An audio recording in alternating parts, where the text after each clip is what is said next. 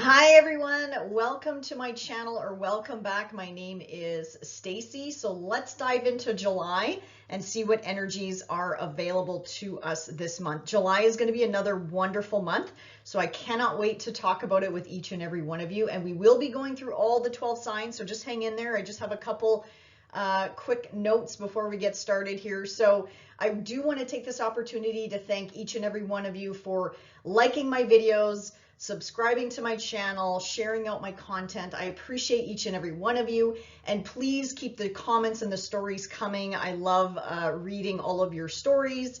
I love hearing about how these energies are affecting you personally or professionally. So let us know in the comments down below how July is shaping up for you. And if you're new here, welcome. If you want to see more astrology videos, don't forget to like and subscribe.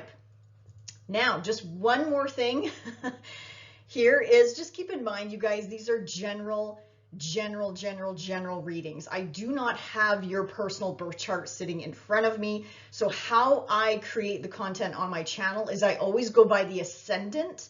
I do not go by the sun. I do go by the ascendant. However, all of my videos on my YouTube channel, you can watch for your rising sign if you know your rising sign. If you do not know your rising sign, that is okay. You can certainly watch for your sun sign, and you can watch for any other planet or cluster of planets, or stelliums, I should say, in your birth chart that you want to pull all this energy together for you to kind of give you a holistic overview of how the energy is going to play out for you in the month ahead.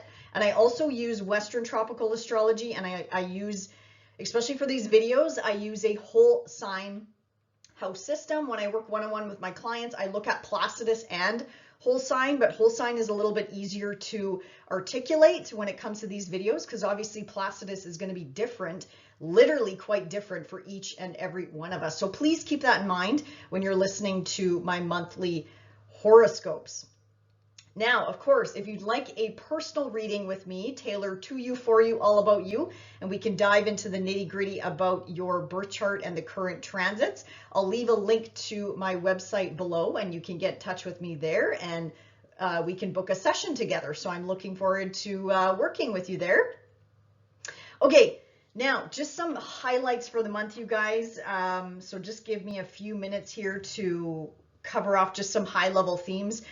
July, I think, is going to be another fantastic month ahead. I'm seeing a lot of opportunity, a lot of blessings coming in. We have a lot of trine energy. We have a lot of sextile energy, which brings in opportunities to us.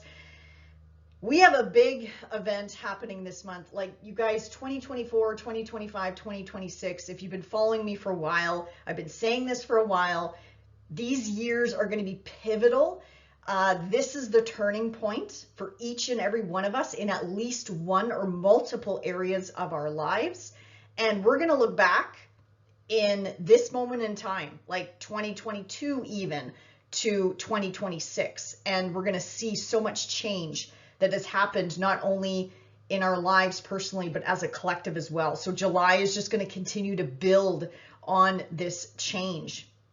And again, I know I said this in previous months, but there's also a connection this month to April, because there was a lot of energy that happened in April besides that intense solar eclipse that was quite visible across multiple areas of the planet. So yeah, there's another sort of like stepping stone that could be manifesting this month, you guys. So I will talk about that for each and every sign, I should say. Now, this month, middle of the month, we have Mars coming together with Uranus. This is incredible change. This is either a breakthrough, a breakdown, but in a good way, where you've had enough. This is kind of like the energy of enough is enough.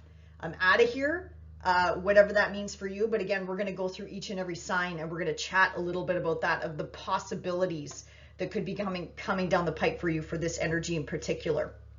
Now, let's see here, but also a new beginning, right? So whenever planets come together, that's another new beginning. And we've had so many new beginnings so far in 2024. So we're going to talk about the new and full moon. We have a new moon this month in Cancer, We have a full moon, our second full moon. So this would be considered a blue moon in Capricorn on July the 21st. And again, this is incredible, you guys. This is the last luminary where the moon is in Capricorn with Pluto, which is crazy. So the next time we have a new moon in Capricorn, which is going to be in December, Pluto's going to be not long gone, but Pluto's going to be in a new sign.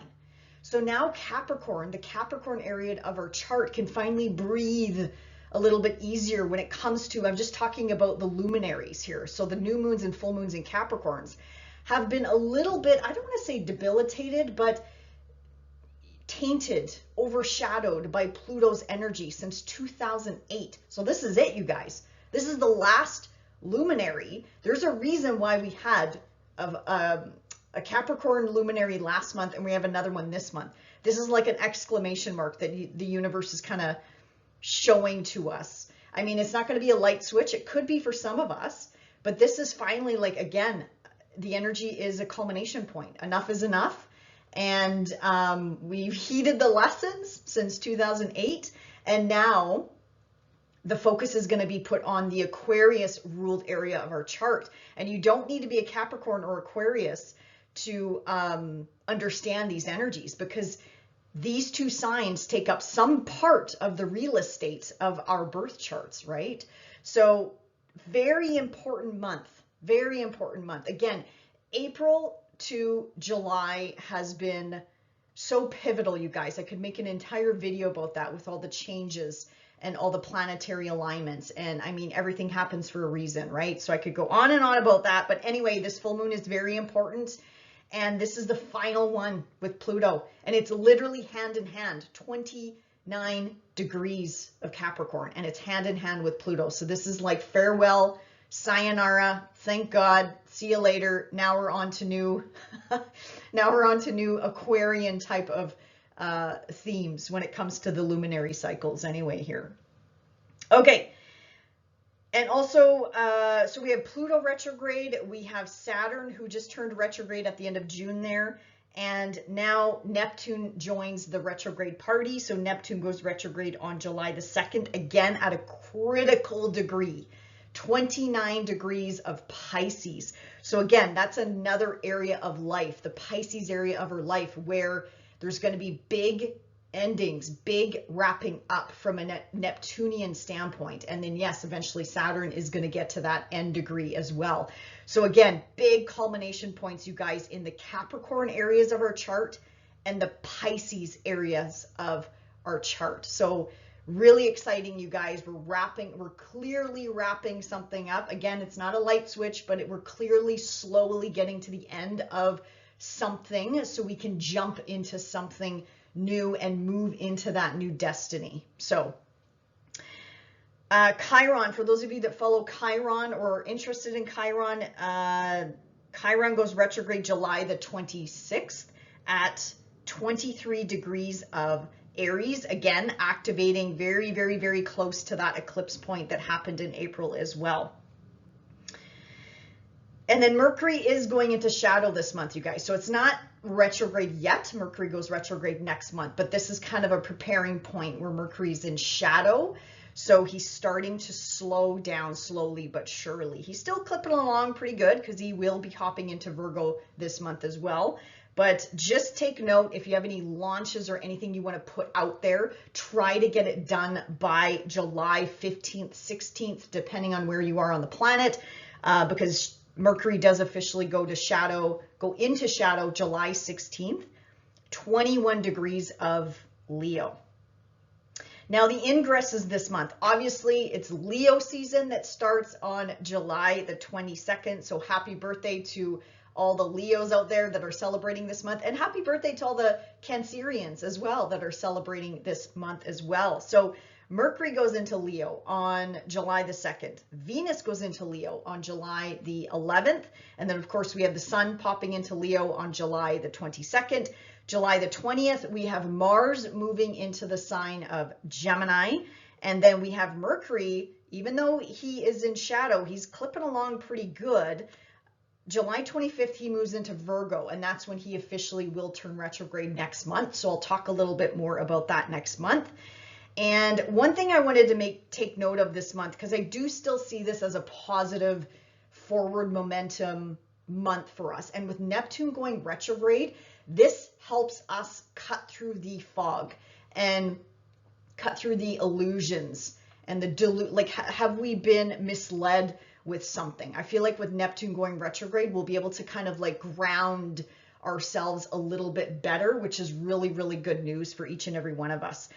But the only thing I want to caution folks of, with all this wonderful energy moving into Leo, which is gonna, I guess I should say, depending on your sign, I was gonna say it kind of perks us up. It's kind of like party season and going out to events and weddings and celebrations and partying and going to concerts and venues and gathering with people and just having a good time, which is great. However, when the Sun and Mercury and Venus pop into Leo, they're all going to be opposing Pluto, who's across the street in Aquarius. And this is happening kind of like scattered throughout the month, you guys. So for example, July 3rd, we have Mercury oppose Pluto. We have Venus oppose Pluto on the 12th. And then we have the Sun opposing Pluto on the 23rd of July. So this is quick moving energy, but what I'm seeing is this could be manifestation. This could be manifestation, because oppositions, I find, sometimes bring that manifestation to a head, which is a good thing. But this can also be power struggles, okay? And again, depending on where Aquarius and Leo is in your chart, well, especially with Venus, this could be, for example, power struggles, anything to do with maybe money, resources, finances, material possessions, or love, like our relationships, right? As an example. So just be mindful. Again, this is really quick moving energy, you guys, but that's the only I see sort of overshadow for the month of July, is just kind of those quick little passes by through Pluto's domain, right? But again, they're not going to last. I'm more so focusing on all of the trines that are happening this month and all of the sextiles that are happening this month. It's fantastic, you guys. So let's see if there's anything else. Okay, I think that's about it, you guys. So we're going to jump into all 12 signs.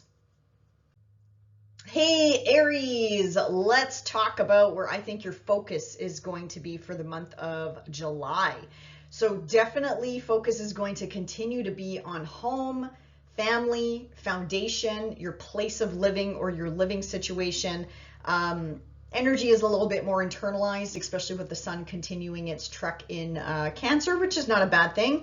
So maybe you're doing renovations, or maybe you're just sticking around home a little bit more with the kids out of school. Maybe it's time to start planning those vacations, because once the Sun pops into Leo, middle of the month, then this is going to amp up your energy. This is going to infuse your Aries fiery energy with more fun, joy, lightheartedness, basically.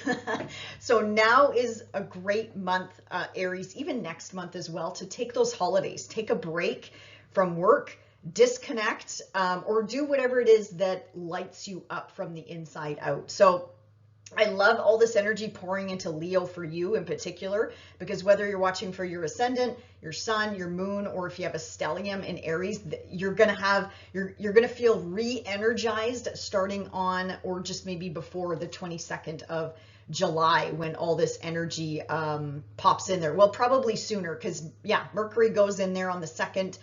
And then Venus hops in there in the 11th. And then once the Sun moves in there, I feel like that's going to really energize you from the inside out. So Aries, yeah, the focus is going to be on hobbies, having fun, gambling, entertainment, kicking back. If you're single, Aries, if you are single, with Venus in here, Venus attracts wherever she goes. This is also the house of romance and dating and having fun and having a good time and pleasure and all that good stuff.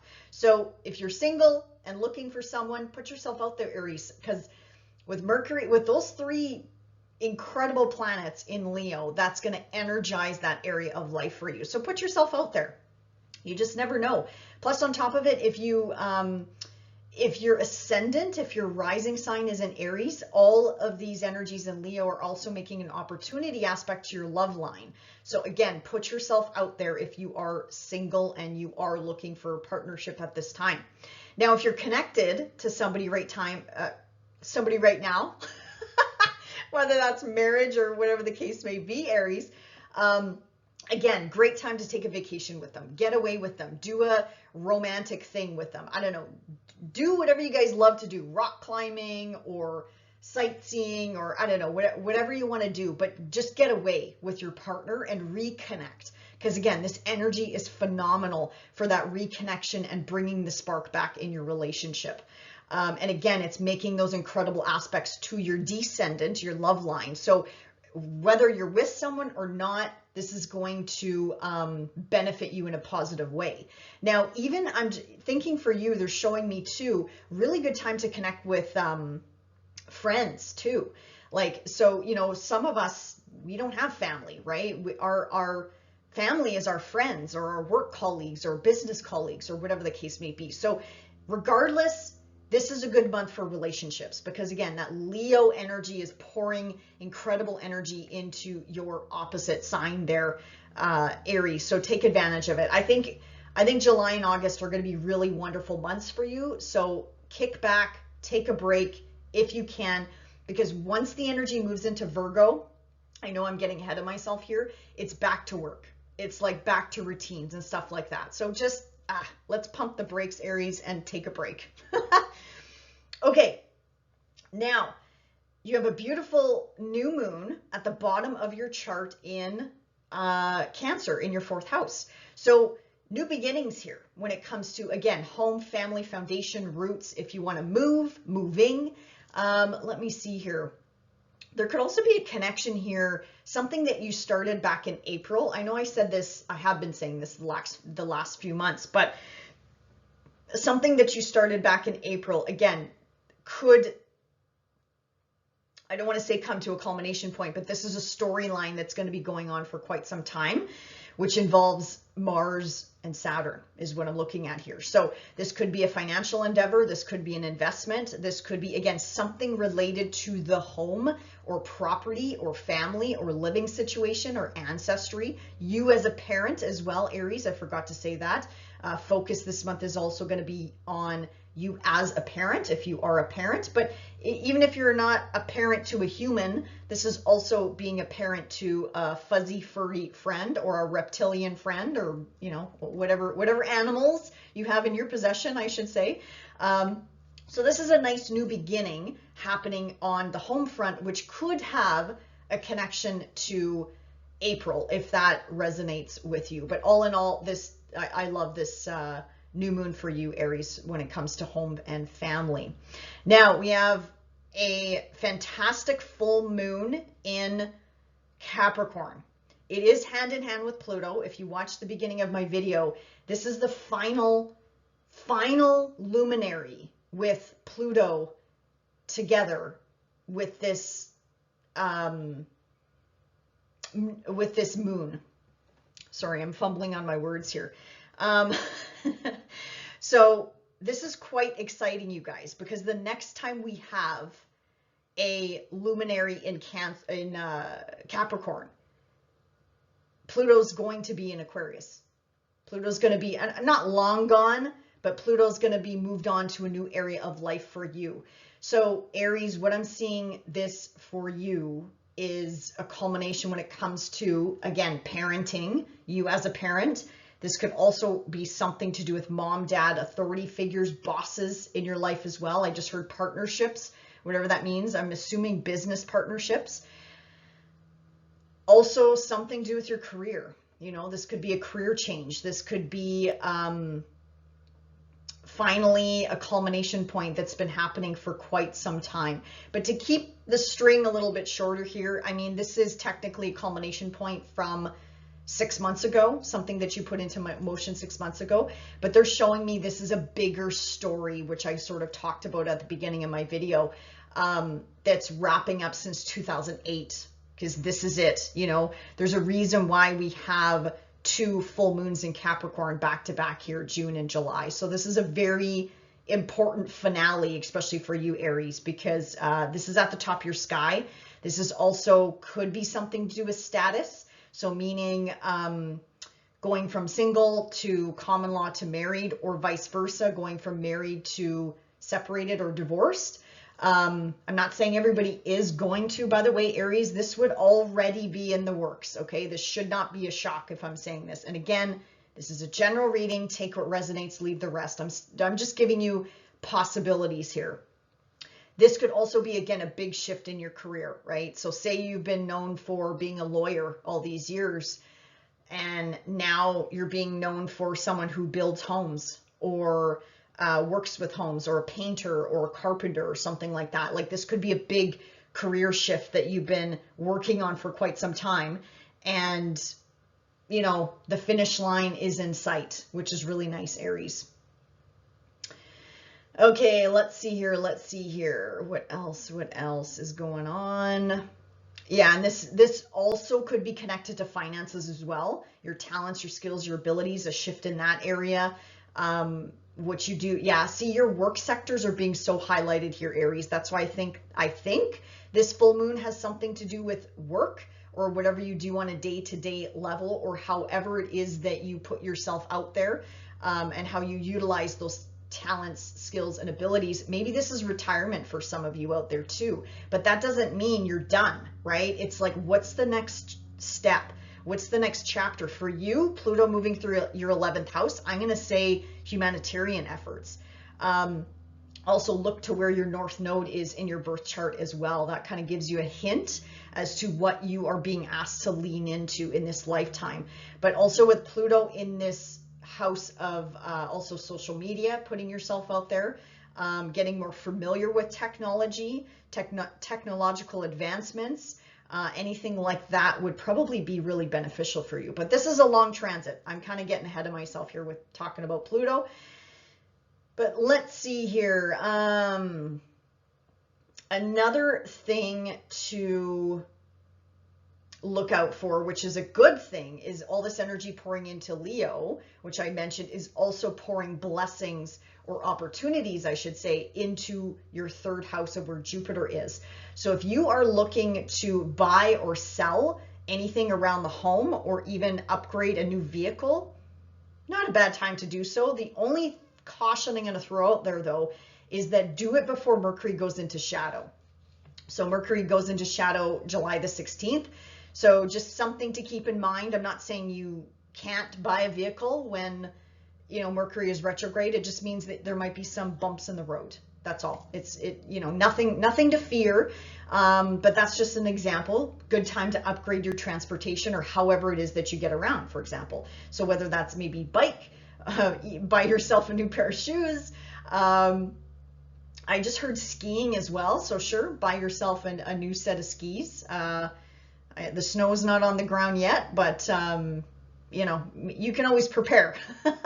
You can always prepare for the season. Third house is also about, you know, benefits could be coming in through neighbors, or your community, your immediate living environment there, Aries, as well. There could be benefits coming in from those people. Let's see here, siblings, cousins, benefits or opportunities, or just, again, good interactions with these folks, like good communication with these folks as well. Maybe taking a trip, again, as I mentioned, with extended family members or cousins or siblings, or maybe even neighbors, for example. So those are just some examples, Aries. But regardless, there's really nice energy coming from your 5th house into your 3rd house, and vice versa, which is really, really nice. Now, the last thing I want to mention is Mars coming together with Uranus. So this is kind of like a breaking point. This is like, I've had enough. Again, for you, Aries, I'm thinking it might have something to do with the work front. Might not be the work front, but that's just an example of finally you're quitting, or you're retiring, or you're moving on, or you're selling a business, or maybe you're getting rid of possibly people that work for you, or work with you, but this is sort of like the final straw I'm seeing.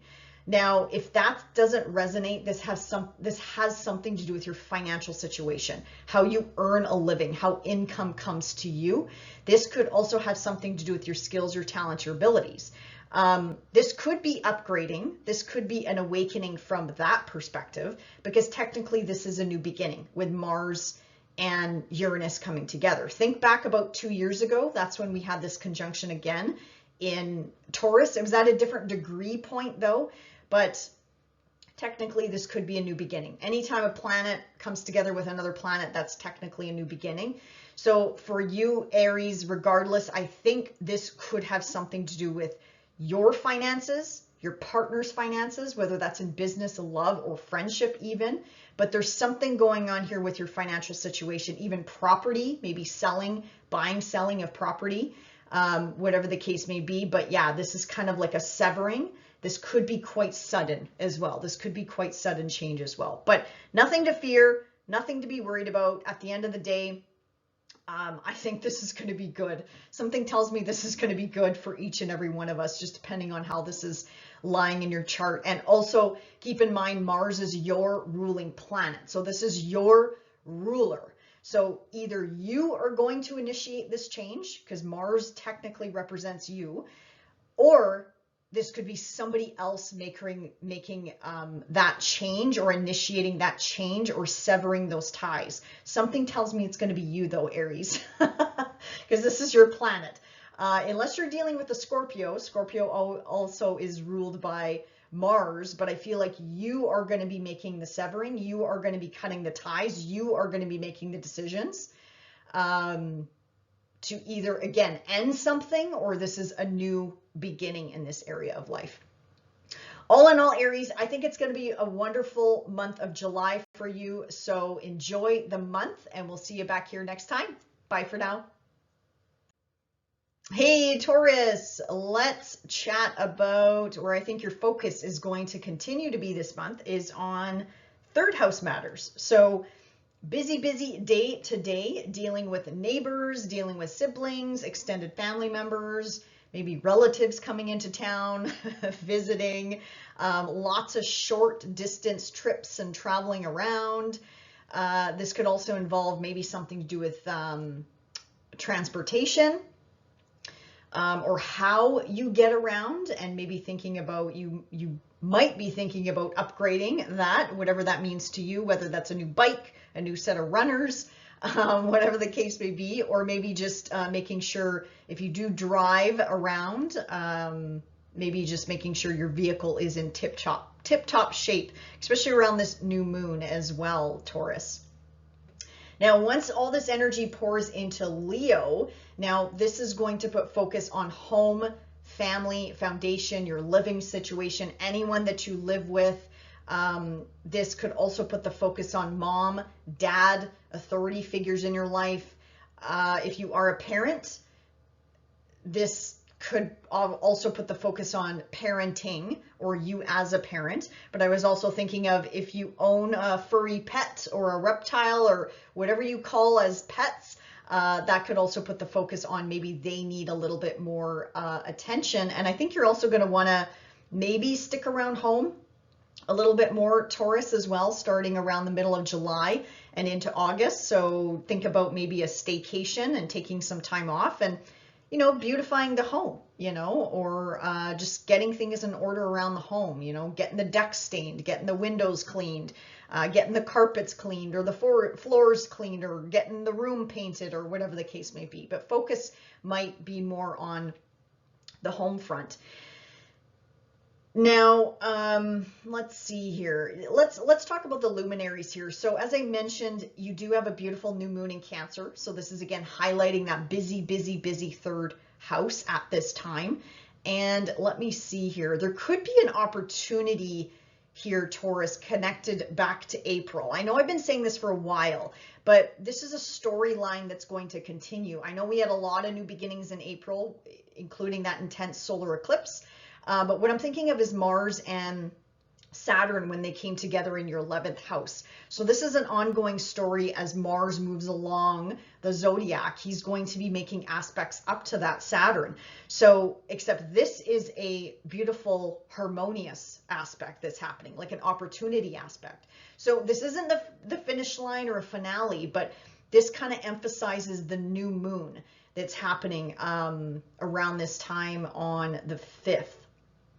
And Mars right now is still transiting your sign, Taurus. So again, this could technically impact multiple areas of life. But again, think back to April. There could be a connection here, but then also there's clearly a new beginning starting in your 3rd house as well. Travel could also be involved as well.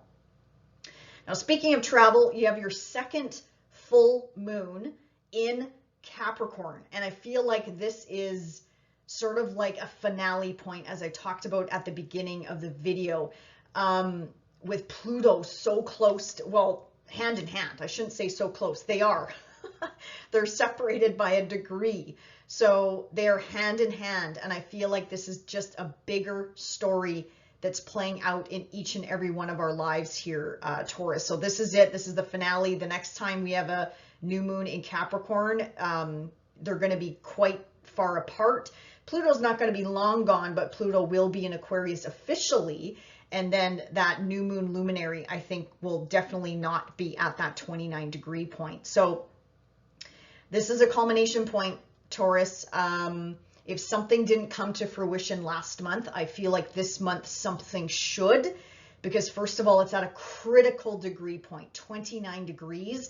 It is making an opportunity aspect to Neptune as well, meaning Neptune is there to help dissolve something in this area of life. So the 9th house is also quite a busy house. This is also to do with travel, tripping around.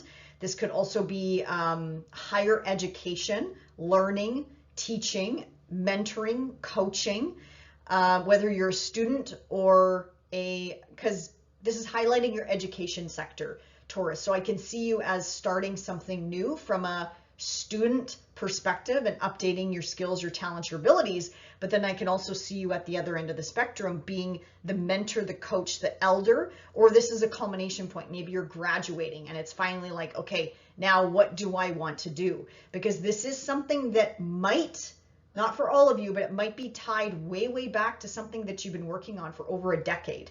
A bigger story here with Pluto in the sign of Capricorn.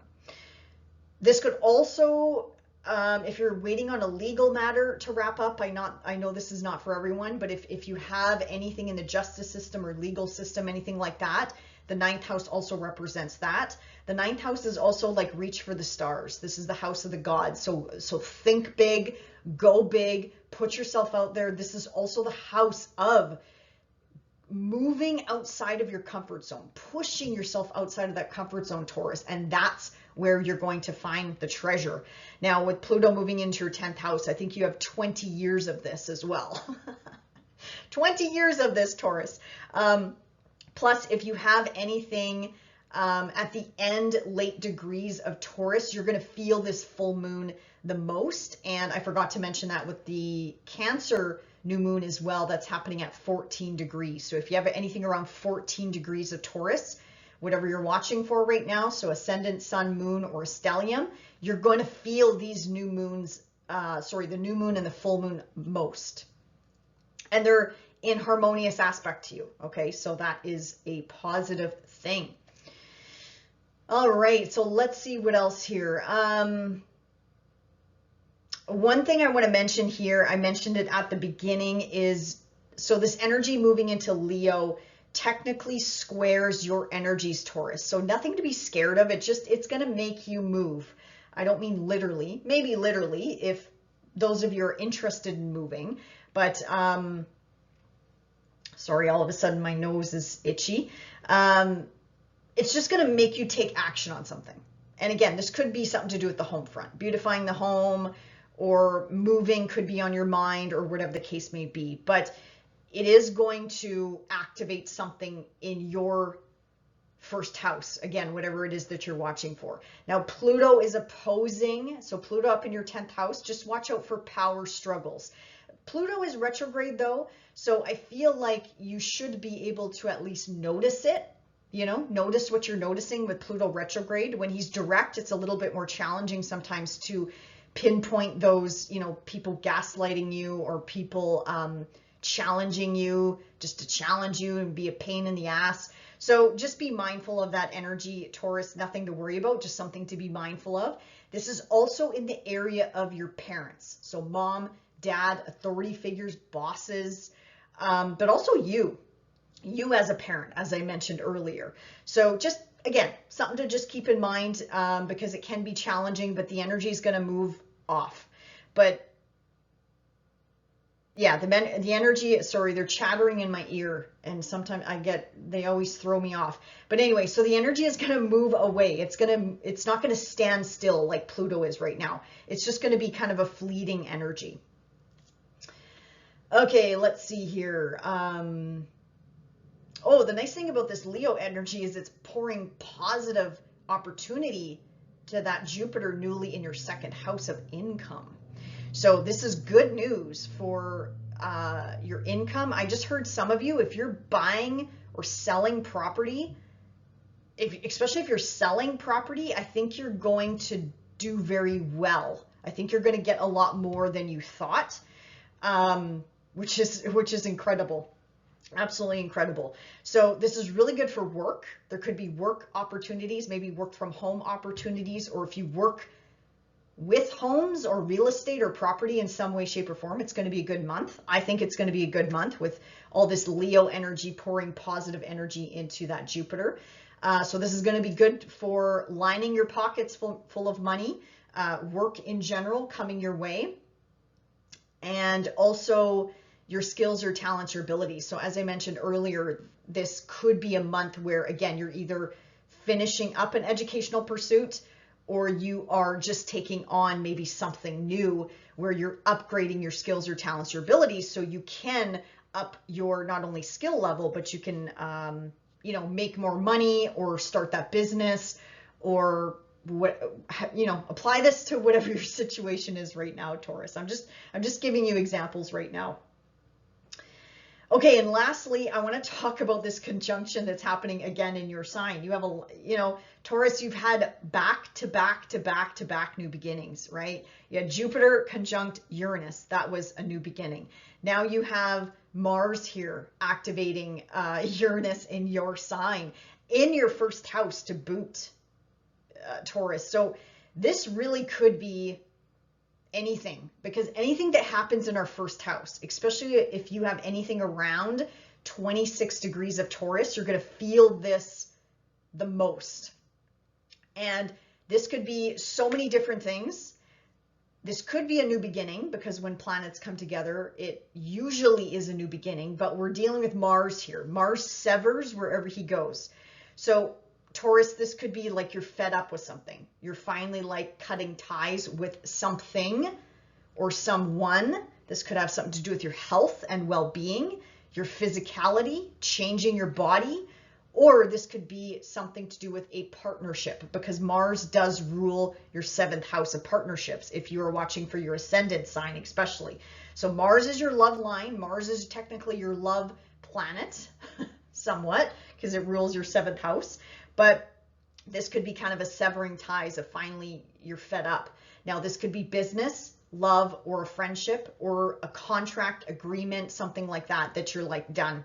You're like, I'm out of here, I'm done. Now this could be you initiating this change, or this could be somebody else initiating this change that impacts you. Maybe you get notice that, I don't know, a client is leaving, or one of your contracts are severed if you own a business or run a business, and maybe you lose a client. Now don't panic. I'm just throwing out ideas here, Taurus, because again, general reading, I don't have your birth chart in front of me. So again, apply this to your life, but there's clearly, I'm going to say, an ending with Mars here and possibly a new beginning as well. And did I mention, yeah, this is a month too where there's a connection back to April. I can't even remember if I mentioned that or not. Yeah, but anyway, this might have something to do with maybe something that started back in April as well, because it is activating that Jupiter conjunct Uranus as well, technically. So let's see here. Yeah, otherwise that's about it, Taurus. Again, all in all, I think this is going to be a good month for you. I think it's going to be a busy month for you, but that's okay. Like, you know, that's totally fine. We're all going to have ebbs and flows this year. So yeah, enjoy the month of July, Taurus, and we'll see you back here next month. Bye for now. Hey, Gemini, let's talk about where I think your focus is going to continue to be for the month of July. So definitely on your financial sector. Also, the moons this month are going to be highlighting your financial sector as well. But focus is going to continue to be on work, perhaps material possessions, or somehow maybe buying more material possessions. This is also the house of your skills, your talents, your abilities, how you earn a living, how you make money. And also once the sun moves into your busy third house, you might notice, well, first of all, busyness is going to continue in general, because these Leo placements, as they all pour into Leo, they're going to be making opportunity aspects up to your Gemini placements, whether you're watching for your sun, rising, moon, or if you have a stellium in Gemini. So all this infusion of energy is pouring into you starting pretty much at the beginning of the month. So busyness is going to increase. Short distance travel or traveling in general. Transportation might come into the spotlight in some way, shape, or form, or however it is that you get around. Community, your neighbors, your neighborhood, your place of living, siblings, relatives. You might have a bunch of relatives maybe coming into town and visiting you, or you might hear from them in some way, shape, or form, especially with Mercury here going retrograde between your fourth and third house. Yeah, I think you're definitely, Gemini, this month and next month, you're definitely going to hear from people from your past, you in particular. So, and again, it might start this month, it might be more prominent next month. But yeah, overall busyness, Gemini, is going to pick up for you. And I think some of you enjoy that, especially with Jupiter in your first house now. All of these Leo placements are also pouring positive energy into that Jupiter newly in your sign. So again, Jupiter in your first house is going to just completely expand your horizons in multiple different ways, Gemini, because this is your first house. So it's going to expand you on the work front. It's going to expand your relationships, because technically this is your relationship planet, Gemini. So you could meet someone new. Now this is a long transit though, but activations to Jupiter, especially Venus talking to Jupiter, could be bringing someone towards you at this time, especially if you're a rising, Gemini rising. Venus at some point is going to make a trine to your love line, your descendant. So that could be somebody coming into the picture at this time. But overall, Jupiter is going to be expanding you in every single area of your life, Gemini, including your career. So that is really, really good news. You know, I've been saying this for a while, but yeah, you have a lot to look forward to in the next, not only the next year, but especially when that Uranus pops into your sign. I just cannot wait to talk about that. You're going to be,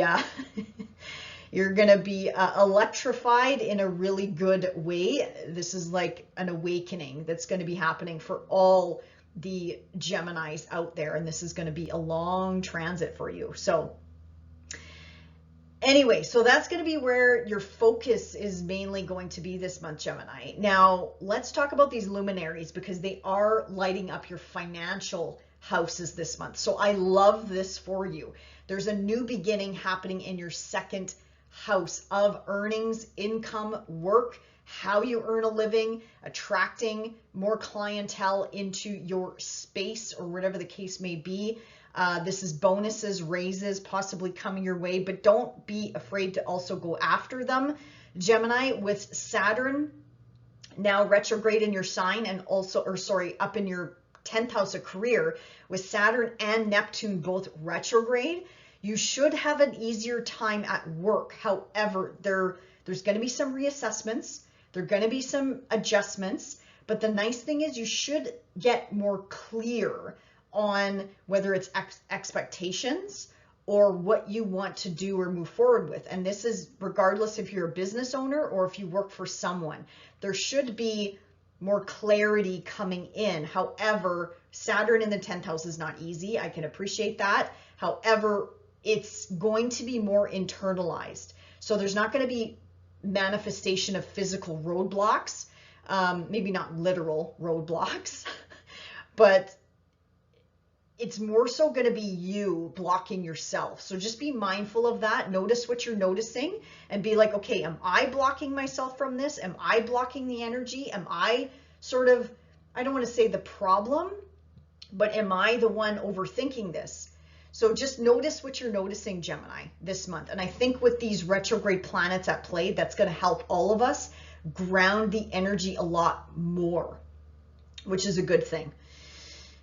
So plant those seeds of intention, Gemini, around this new moon, and anything to do with financial matters should be good. Actually, there might be a connection to April here when or around this new moon, because there's a story playing out from April. I'm looking at Mars and Saturn, who came together in your 10th house, the top of your sky, your career sector, back in April, among other conjunctions and the eclipse and stuff like that. But this is a storyline that's kind of playing out. So something might come back around. There might be an opportunity coming back around, or maybe you going, well, with Mars jumping into your sign this month, you're going to have the motivation, the passion, the drive to go after whatever it is that you want to go after, basically, Gemini. And Mars rules your 6th house of work. So yeah, this is definitely going to amp up whatever it is that you're trying to go after or manifest. Mars is going to help you do that. So you might see some things come to fruition this month. It's not a culmination point, but it's definitely an evolution in the story that maybe started sometime in around April. Also, this is your mom, dad, authority figure axis as well. I forgot to mention that. So Saturn, Neptune is also up in the 10th house. This could be mom, dad, authority figures. Maybe you as a parent as well. Maybe your parenting style is changing, or kids are growing up. So your responsibilities and duties are changing surrounding something to do with you as a parent. That could be a possibility as well. That's kind of like evolving over time. Even if you're a parent to a fuzzy pet, right? Fuzzy or reptilian or whatever kind of pet you like, there could be a relationship change to that pet per se. All right, and then you have a full moon also in your financial access this month. This is the 2nd full moon in your, not only a financial ruled area of your house, but your partner's income. This also represents your partner's income or shared resources or property. So Gemini, this could be a culmination point when it comes to your partner's resources or finances. And again, this is a double full moon. So what happened last month? You know, was there, I believe the full moon last month was impacted by Neptune a little bit there. So this month it should be a little bit more clear when it comes to resources, whether they're yours or connection to somebody else. Again, love, business, or a friendship. There's something coming to a culmination point here. And this full moon is actually really nicely aspected by Mars, Uranus, and Neptune. It is hand in hand with Pluto though. So this is, I feel like, a bigger storyline that is taking shape. But technically this would be something that you would have started 6 months ago, just to kind of keep the timeline shorter. But otherwise, with Pluto and Capricorn, this has been a longer story that's been playing out here for you, Gemini, since 2008. So that is coming to a culmination point, which is a good thing, which is a very good thing. And then Pluto will be obviously moving into your 9th house, transforming that for you over the next 20 years or so. All right, let's see here. And then last but not least, yes, I wanted to talk about Mars coming together with Uranus in your hidden 12th house. This is really, really, really interesting for you, Gemini, because it is in your 12th house. And I know if you've been following me for a while, this is like, you've had an awakening, multiple awakenings possibly over the last several years since Uranus has been in here. Now with Mars here though, this does happen every 2 years, Gemini. So I mean, this isn't new, but it only happens every 2 years, and Mars severs wherever he goes. And then this is a conjunction. So this is also kind of like a new beginning, I'm thinking, but in your house of endings. So this just tells me there could be an ending or a culmination point when it comes to work, something you do on a day-to-day level. So this could be a habit, kicking a bad habit. Please don't pick up a bad habit, by the way, around this time, because again, this is a new beginning.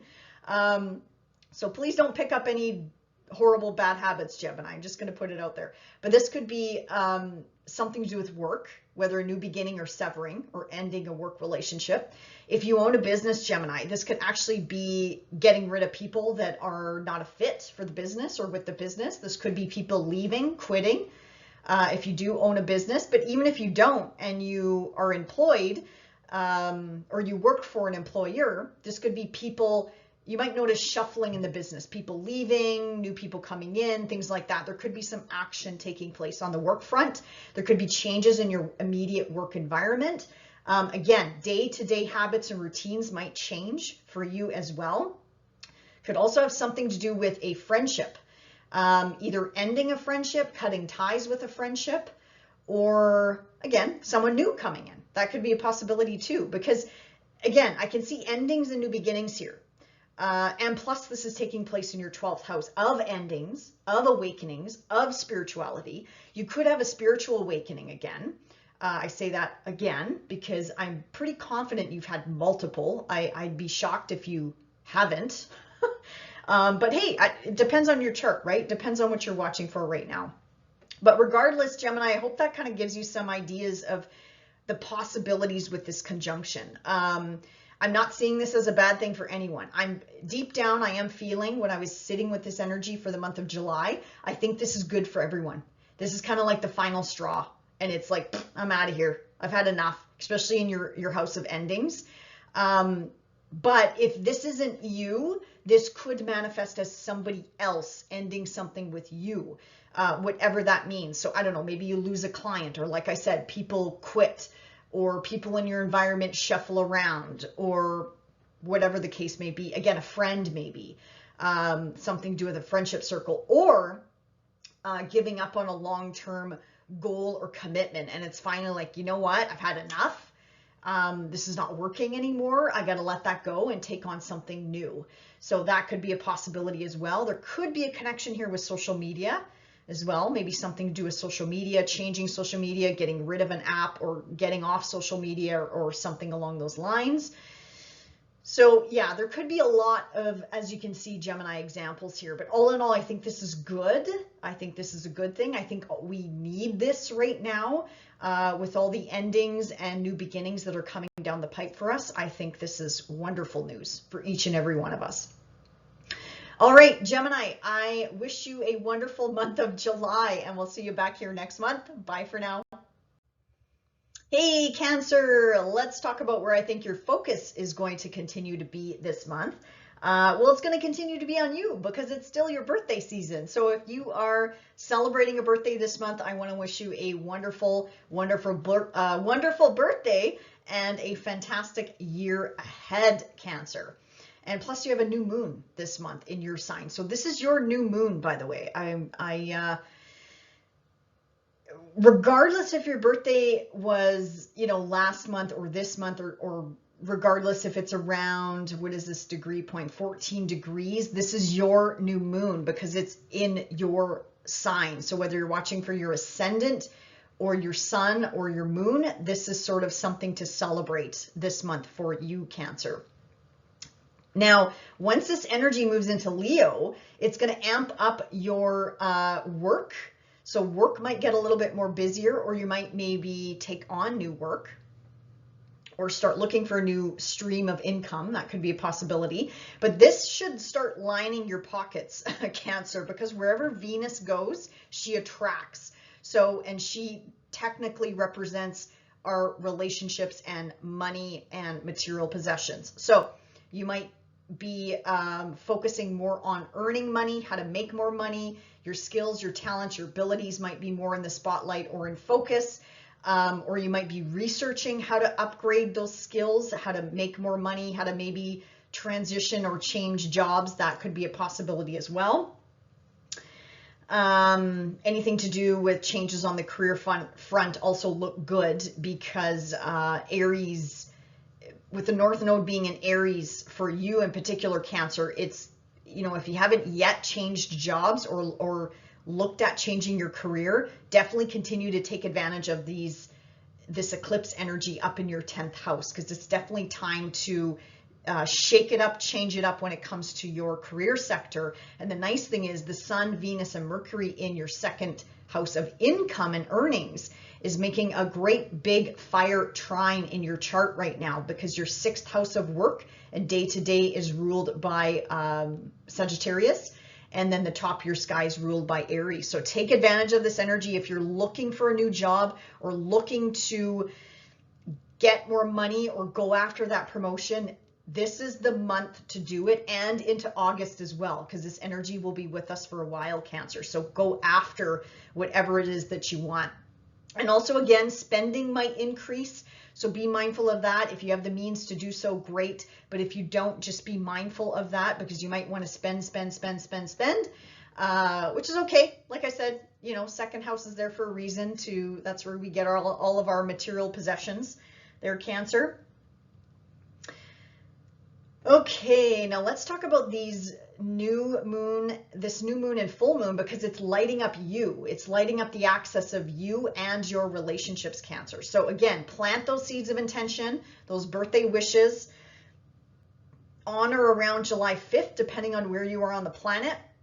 Set those new moon intentions. And also, Cancer, there might be a connection here to April. I know I've been saying that for a while, but we had a lot of new beginnings in April, first of all. I can appreciate that.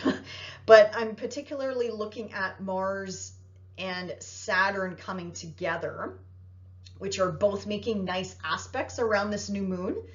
So this is fantastic for something. This isn't a finish line, Cancer, by any means, but you might start seeing something materialize when it comes to anything to do with traveling, long distance traveling in particular, dealing with foreign lands, foreign cultures, citizenship, immigration, paperwork, anything to do with the justice system or the legal system.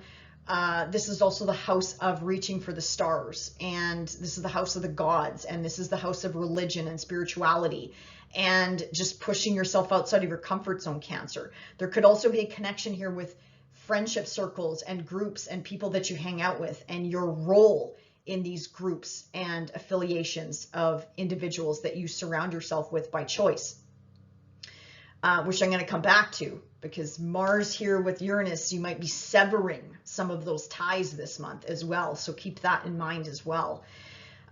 This could also have something to do with your hopes, your wishes, your dreams, and your long-term goals around this new moon. So again, plant those seeds of intention, those birthday wishes this month, Cancer.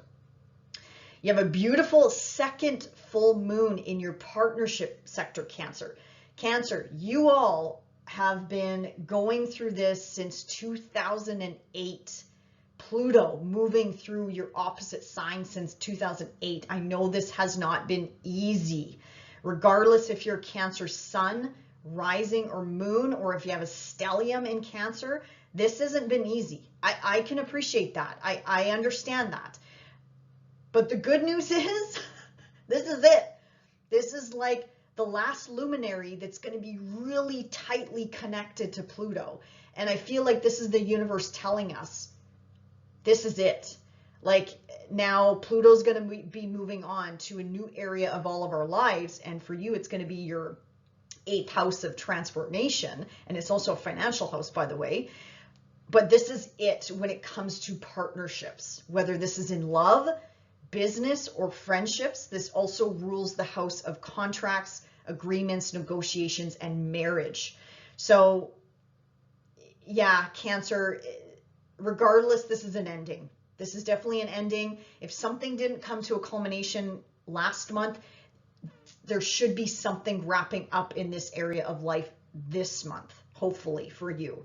So regardless though, once Pluto officially moves out of Capricorn, so that's going to be November, I believe, when he officially pops back into Aquarius and we're done with them, that technically is the finale, is the end of 2024. But this new moon, something has to come to a culmination point.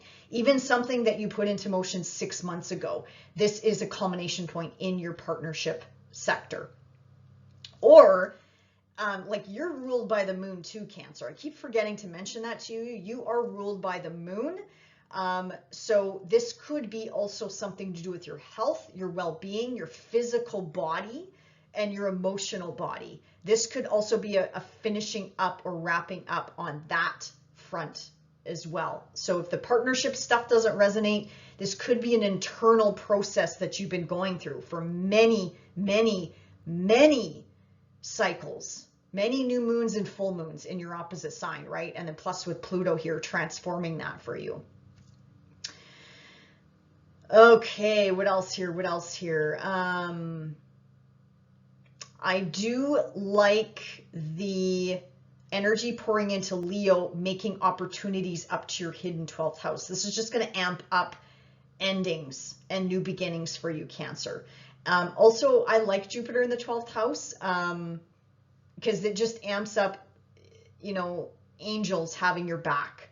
Now, we always have angels that have our back. I always have to be cautious saying that. It's just that Jupiter in the 12th house amps it up even more. It's like you have this incredible spiritual protection around you. But we always do, by the way. We always do. It's just that when Jupiter transits the 12th house, it's like amped up even more. I feel like for you, Cancer, watch out for the signs, the synchronicities, the symbolism.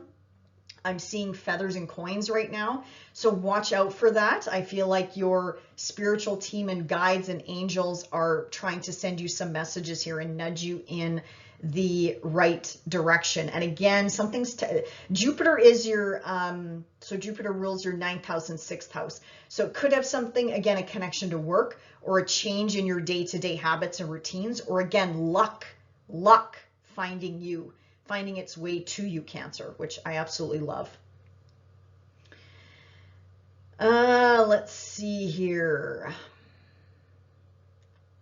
Let's talk about Mars coming together with Uranus here.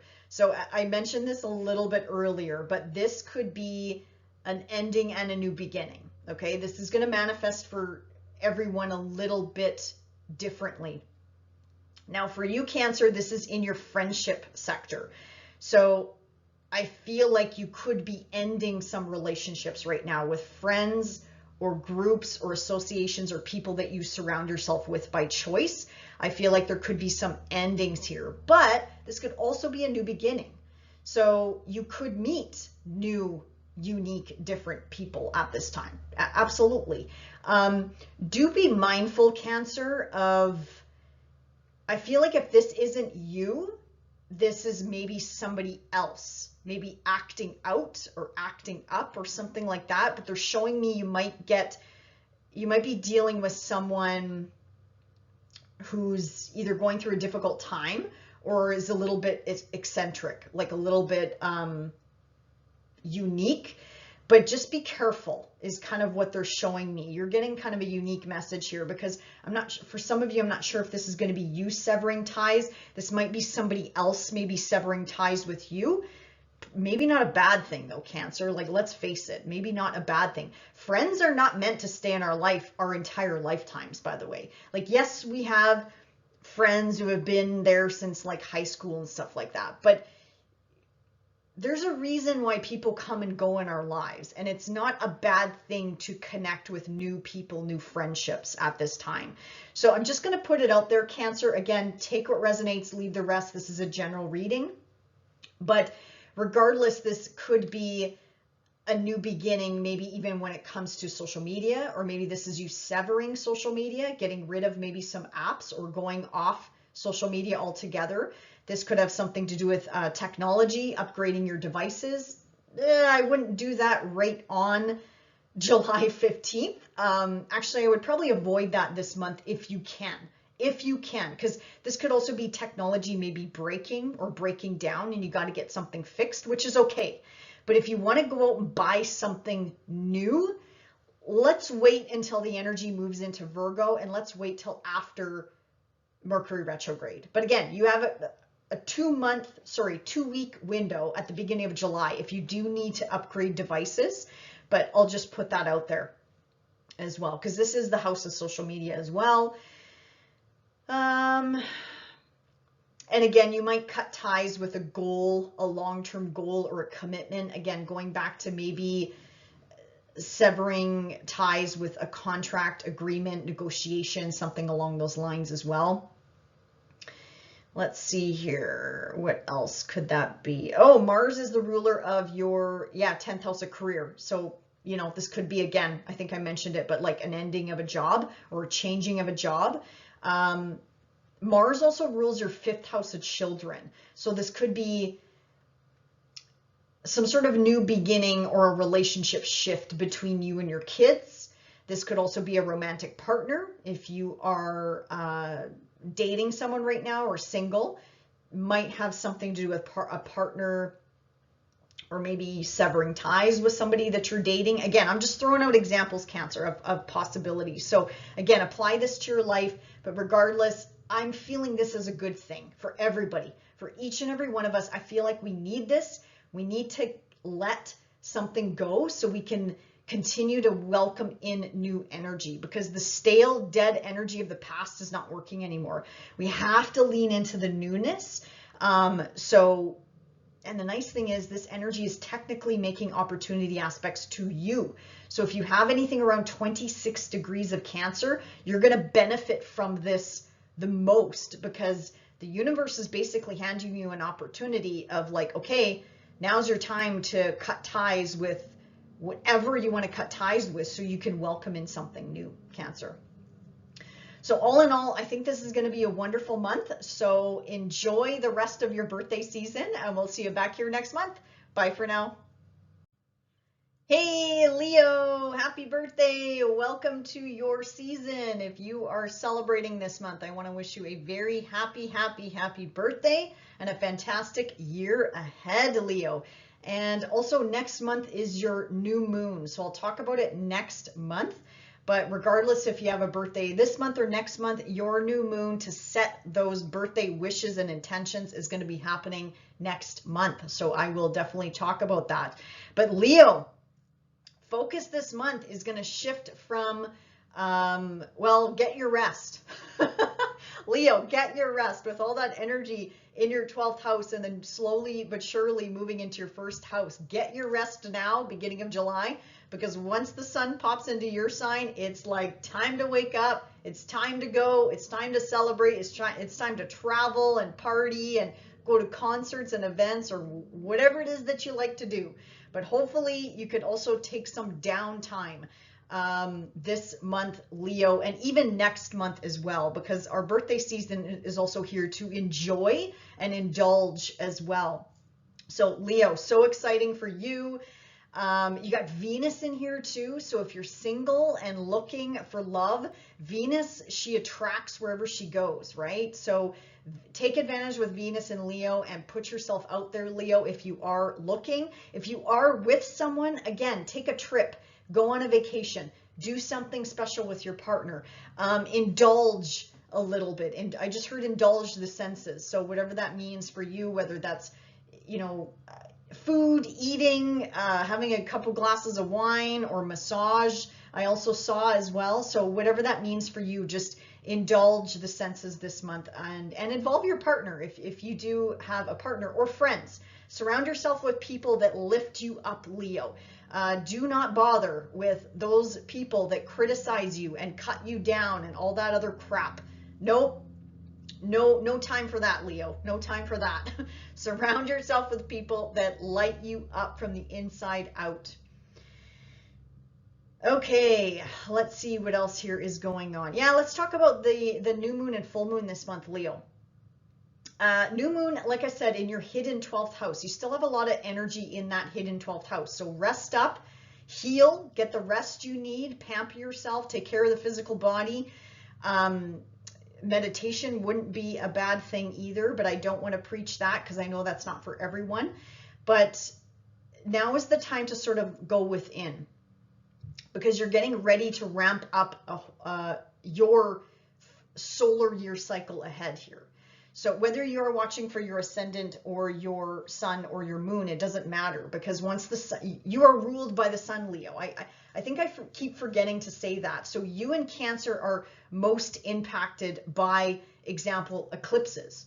You know, so when the sun touches your ascendant or touches your natal sun or your moon, or if you have a stellium in Leo, this is pouring energy and vitality and life force into you. So take advantage of this energy. Also, take note of the downloads. I think a lot of you also are going to be getting some really cool awakenings or downloads.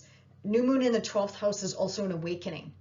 But it's also wrapping up things, you know, like getting rid of things, get rid of clutter, give it away, sell it, whatever, clean out the closets, get ready for this new energy that's coming your way, Leo, this month. So let me see here. What else? Yeah, this new moon is also, there's a nice aspect happening around this new moon that I like, which is connected to possibly April. We had a lot of new beginnings in April, but I'm in particular thinking of a new financial beginning that possibly happened in April when Mars came together with Saturn. Now, this is also the house of your partner's income, whether that's in business or in love, or maybe you're with a friendship, business with a friendship, but this is also shared resources and property and things like that, taxes, debts, loans, mortgages. So something could be coming through from a work perspective, Leo. This could also maybe have something to do with home, family, foundation. Again, maybe a mortgage is coming through, or a loan, or you're paying off debt or something along those lines, Leo. But whatever this is, it's positive, because Mars is making an opportunity aspect from your 10th house to your 8th house. For those of you that are separating with someone, maybe it's finally coming through where the paperwork is getting wrapped up, cleaned up. You're seeing things more clearly, which is really good.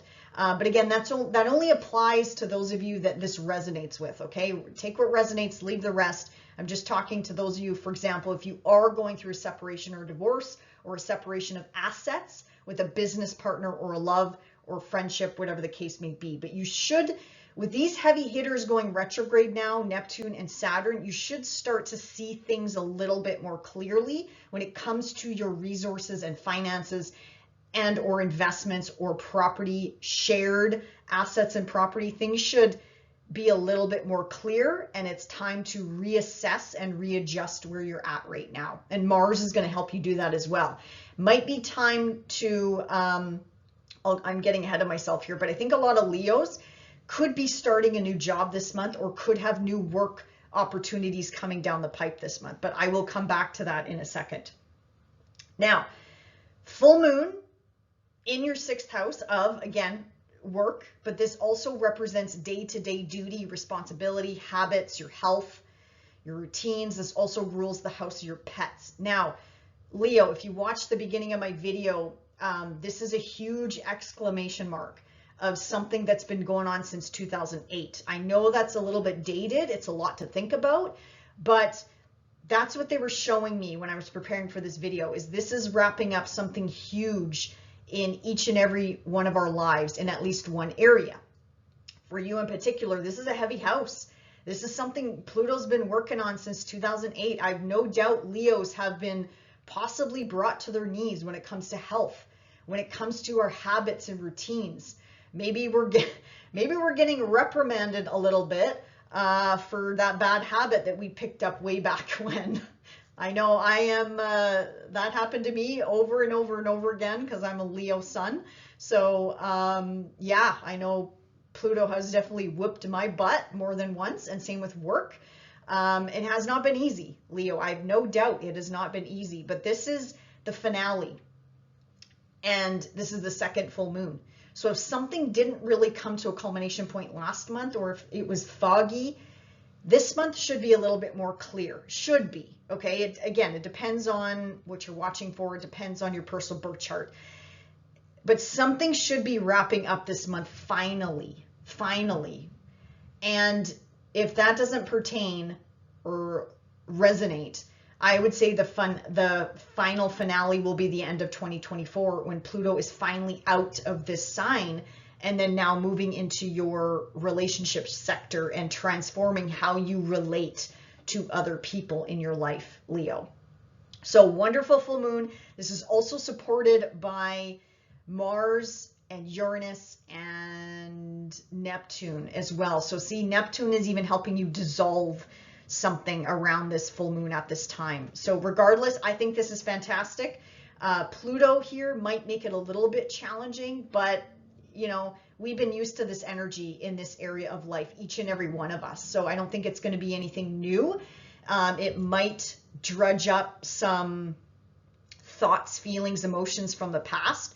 Or again, maybe you're going to be craving that cigarette, or you're going to be craving that drink, or craving that sweet treat, or whatever you're, you know, pick your poison, right? But just know this is the finale. And yes, Leo, please do not pick up any bad habits. Leo, please do us all a favor. Do not pick up any bad habits around this full moon, no matter how stressed you get. Even though I'm seeing this full moon as well supported. The only thing is Pluto is there, but Pluto's just helping us to transform this area of life for us, Leo. Okay, let's see what else here. What else? Yeah, I mentioned this at the beginning of the video. For you, this is going to be quite important, Leo, because the Sun, Mercury, Venus is pouring into your sign this month, slowly but surely, you know, one step at a time. So Mercury on the 2nd, and we have Venus on the 11th, and then we have the Sun on the 22nd. Now, they're going to be opposing Pluto. So speaking of Pluto, that's newly in your relationship sector. This could be power struggles, Leo. I'm just going to throw it out there. I'm just going to put it out there. Is this going to be for everyone? No, not at all. But with Venus involved, if you're in a relationship right now, just watch out for that. I do think, though, with Pluto retrograde, we'll be able to spot, you know, the gaslighting or the power struggle or whatever it is that your partner might project onto you. Now, when I say partner, this could be in love, business, or a friend. Okay, technically, or because Pluto rules your 4th house, this could actually be somebody at home too, somebody that you live with. So it might be a parent, mom, dad, authority figure in your life, or just somebody that you live with, depending on your living situation. But regardless, just watch out for that. Power struggles also in the workplace could manifest, but it's quick moving energy. It's not going to stick around long. I just want you to be aware of it. And again, this is new energy, Leo. I would say, I don't want to say get used to it, but this is something Pluto is going to help us overcome and move through over the next 20 years in this partnership sector, Leo. So this is just kind of a tidbit, a taste of things that you should start watching out for in your day-to-day relationships. So whether this is friendships, love, business, whatever the case may be, how you relate to other people. Let's see here. Oh, and also the nice thing here is all this energy is pouring into Jupiter newly in your 11th house. So the Sun, Mercury, Venus is making opportunity aspects to Jupiter in that 11th house. So this is a very lucky aspect, Leo. You could be in the right place at the right time, connecting with like-minded individuals. This is definitely new friendships coming in, Leo, over the next year. I've been saying this a while. This is your rise to fame. Not for everybody, okay? Not for everybody, because I can appreciate not all Leos are loud and proud and out there, okay? So there's a lot of I know a lot of Leos that are introverts. I'm definitely one of them. I am definitely an introvert.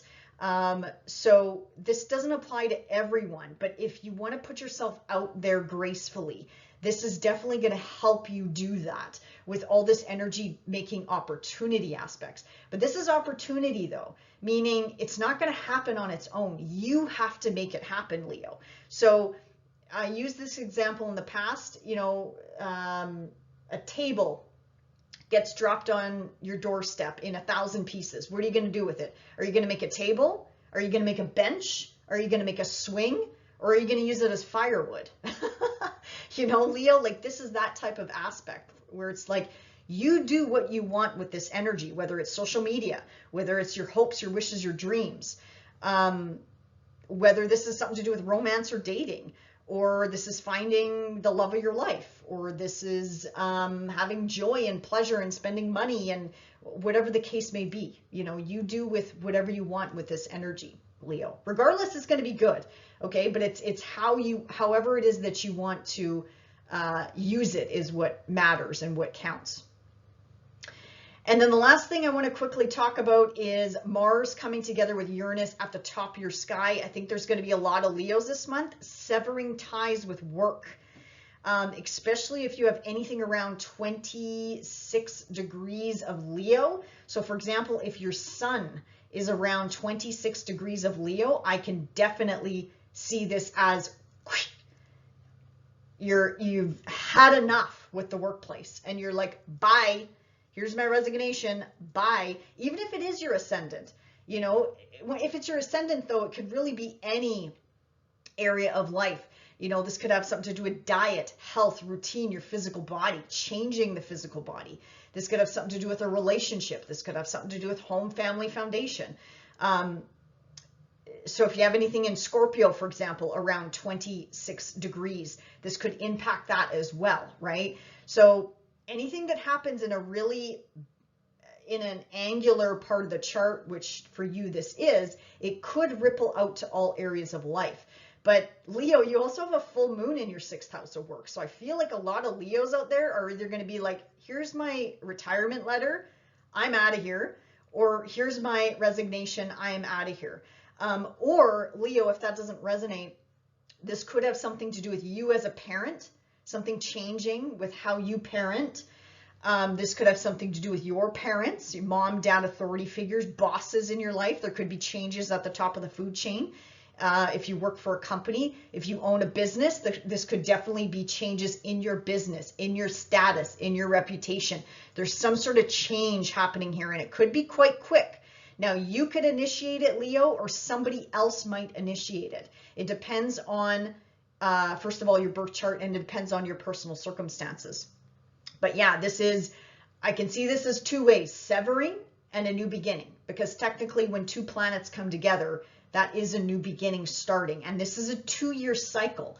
So think back about 2.5 years ago. This is when Mars connected with Uranus, but obviously at an earlier degree point, Leo.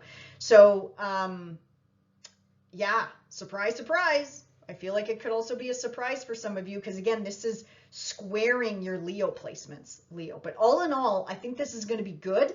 This is like the final straw is pulled. You've had enough.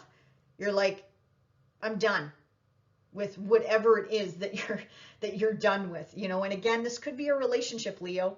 I'm going to put it out there. Could be a relationship, and this is your breaking point. And this is like, I've had enough. I see you later. I'm out of here. Boom. I'm moving out, or I'm gone, or I'm moving, or whatever the case may be, Leo. So, because again, this is your house of status. So how people know you could change. So from going from single to married, or maybe married back to single, or divorced, or separated, or something like that, right? Is this for all of you? No, but I'm just throwing out some examples here. So however this resonates. But all in all, Leo, I think this is going to be a good month, because again, focus on all that energy pouring into your sign, lighting you up.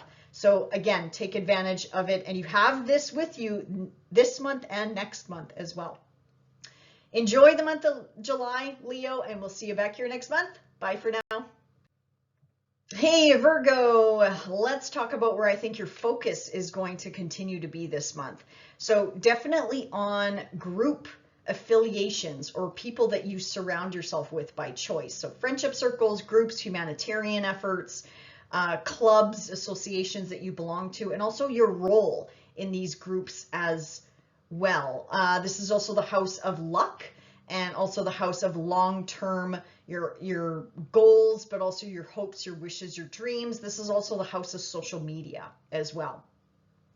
Now, the other half of the month, once the sun pops into Leo, Virgo, you might I'm going to put it out there, but you might want to go into hibernation season because usually when all this energy pours into our 12th house, we get a little bit sleepy. We need extra sleep. We need more downtime. We need more me time type of thing. You want to maybe stick around home a little bit more, and that's okay because you're focusing on like endings, you know, and you're getting ready for all this energy to pour into your sign, which we'll talk about, but that's when you'll get your groove back. That's when you'll sort of like bounce back.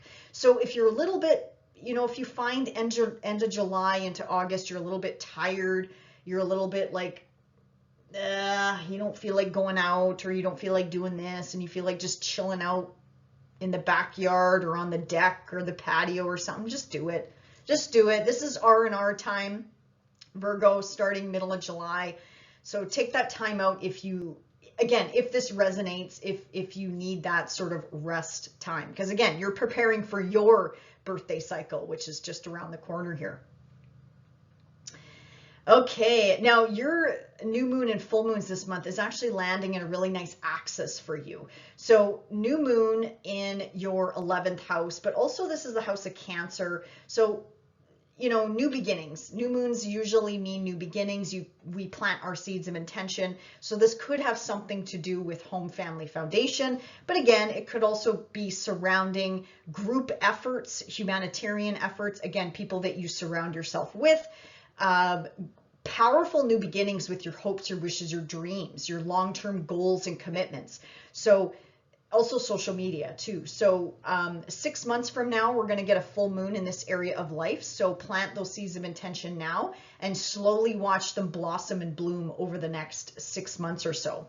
Also, this is pouring nice energy into your sign, Virgo. So this is making opportunity aspects to whatever you're watching for right now, whether it's sun, moon, ascendant, or if you have a stellium in Virgo, this is happening at 14 degrees. So that will also add in another layer. So for example, Virgo sun, you could plant those seeds of intention of what you want to do with your career, or life force, vitality, or health, mental health, well-being, things like that you want to incorporate into your hopes, your wishes, and your dreams. And yes, I heard again, goals, something to do with Virgo for you, long-term goals and commitments, I think are going to be important for you around this time as well. There could also be a connection here back to April. So think back to April. I know we had a lot of new beginnings in April, but think back to that point in time. We had a conjunction of Mars and Saturn in your 7th house of partnership. So something could be coming to a culmination point. This isn't a finale or an ending yet, but this is sort of like you're seeing evolutionary steps, or there could be opportunity coming your way when it comes to maybe a contract, agreements, negotiations, maybe for some of you, even marriage. For those of you in a committed relationship, with Saturn moving through the 7th house, this could literally be putting a ring on it. So, and if you're looking, if you're single and looking, I'll get to that in a second, but you do have a full moon in your 5th house. So that's about romance and dating, and creativity and self-expression. So, but this is where the beginning stages of dating come in, but also the beginning stages of hobbies and where we find our passions, where our passions lie. So there could be a bigger story starting to play out here, Virgo, and you should start to see some manifestation. Again, it's not a culmination point, but you should start to see some traction in this area of life for you, or multiple areas of life, I should say, because this is definitely a story that involves almost half of your, half of the zodiac here. So, but anyway, a wonderful new moon to focus on. And then let's get to that full moon in Capricorn. So again, a really nice area of life where you've had 2 back-to-back now full moons, one in June, now in this month. Now Pluto has been transiting this house since 2008. I feel like the universe is telling us, okay, this is an exclamation mark. This is a finale of what's been playing out in your life since 2008. Now, I know that's quite dated. Technically, we had a new moon in here 6 months ago. So this could just be a culmination point of 6 months ago, whether it's a hobby, a passion, a creative project, something to do with your kids, or pregnancy or starting a family, or again, romance, dating. This is the house of gambling and pleasure and having fun and joy, Virgo. So this full moon, like I said, there's some sort of culmination point here. Last month might have not been very clear around that full moon. This full moon is a lot more clear. This should be bringing in way more clarity and helping you dissolve and end something in this area of your life. And with Pluto, it's also a higher transformational picture that's also happening here as well, that's bringing in that importance into your 5th house. But all in all, these luminaries are especially wonderful for you because they're landing in a really nice axis, but also they're making harmonious aspects to your planet placements points in Virgo. If you have anything around 29 degrees of Virgo, you're going to feel this full moon the most. But again, I'm seeing this as a good thing, you guys. I'm seeing this as a very, very good thing. Hand in hand with Pluto, it can be a little bit intense, but this shouldn't be anything new. Should not be anything new. It should be something that's existing. If something bubbles up to the surface, release it and let it go, because that's what Pluto is asking you to do as well at this time. Okay, let's see here. What else? I love all this energy pouring into Leo because it's making opportunity aspects up to Jupiter in your 10th house, newly in your 10th house. So Virgo, you could be in the right place at the right time. Watch out for signs, synchronicities, feathers, coins, like keep your eyes peeled for the universe sending you messages, because with the Sun, Mercury, and Venus in this hidden 12th house, this is also spirituality. So keep your eyes open for those blessings that could be coming in, that the universe is trying to put things in your path, Virgo. With Jupiter at the top of your sky, anything can happen. And yes, Jupiter is going to make you uncomfortable up here because it's squaring your planet's placements points in Virgo. But it's a good thing. It's a good thing. Jupiter is trying to get you to expand on multiple levels, Virgo, and push. He's trying to push you gently outside of your comfort zone, okay? This isn't Saturn, this isn't Neptune, but they are opposing you. But Jupiter is more of a blessing in disguise that should be coming in from the career aspect. This is also you as a parent. This could be blessings coming in from that perspective, or blessings coming in from a parent, mom, dad, authority figures. If you're looking for that bonus or raise or go after a job, now is the time to do it. You have that energy in Leo starting now with Mercury going into Leo on the 2nd. So take advantage of this energy, Virgo, if you want. Again, this is opportunity. So this isn't going to happen automatically. You have to act. You have to put yourself out there. You have to apply for that job. You have to apply for that promotion. You have to apply for that business loan, or whatever it is that you want, that you're trying to expand on, Virgo. This could also be retirement or something to do with home family foundation, because Jupiter rules the bottom of your chart, which is your 4th house of home family foundation. This could also be a partnership, because Jupiter also rules your 7th house of partnerships. So whether it's business, love, a friendship, Virgo, but whatever this is, Jupiter is trying to help you and expand you. But yes, it's going to make you feel uncomfortable at times. Absolutely. But that's the purpose of this transit, Virgo.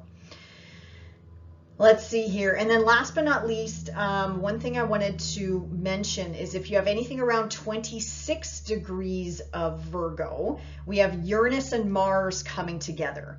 Now, this could be an interesting combination here.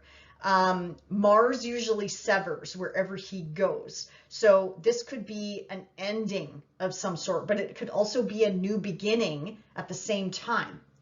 You could initiate this change, Virgo, or somebody else in your environment that it will impact you in some way, shape, or form.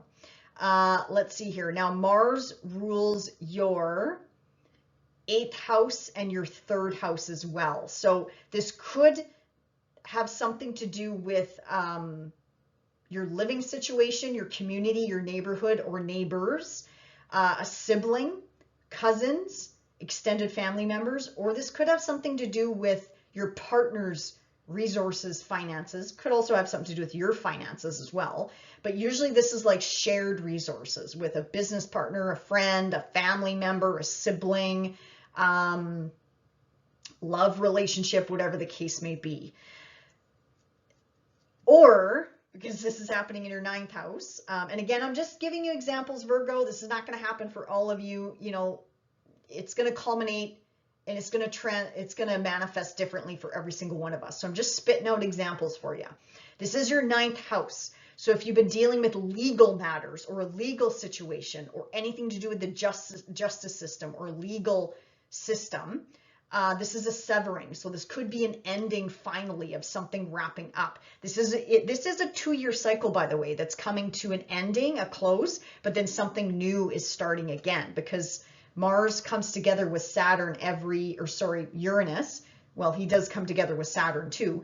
Mars takes about 2 years to go around the zodiac. So as he's cruising around, he makes those conjunctions, which are endings and new beginnings that are manifesting in at least one area of life for us. So this is also the house of education, teaching, training, coaching. Again, endings and new beginnings. Anything to do with foreign lands, foreign cultures, traveling, long distance traveling in particular, but it could also be local traveling as well, because Mars rules your 3rd house of day-to-day travel and clipping around your immediate environment. Could have something to do with vehicles.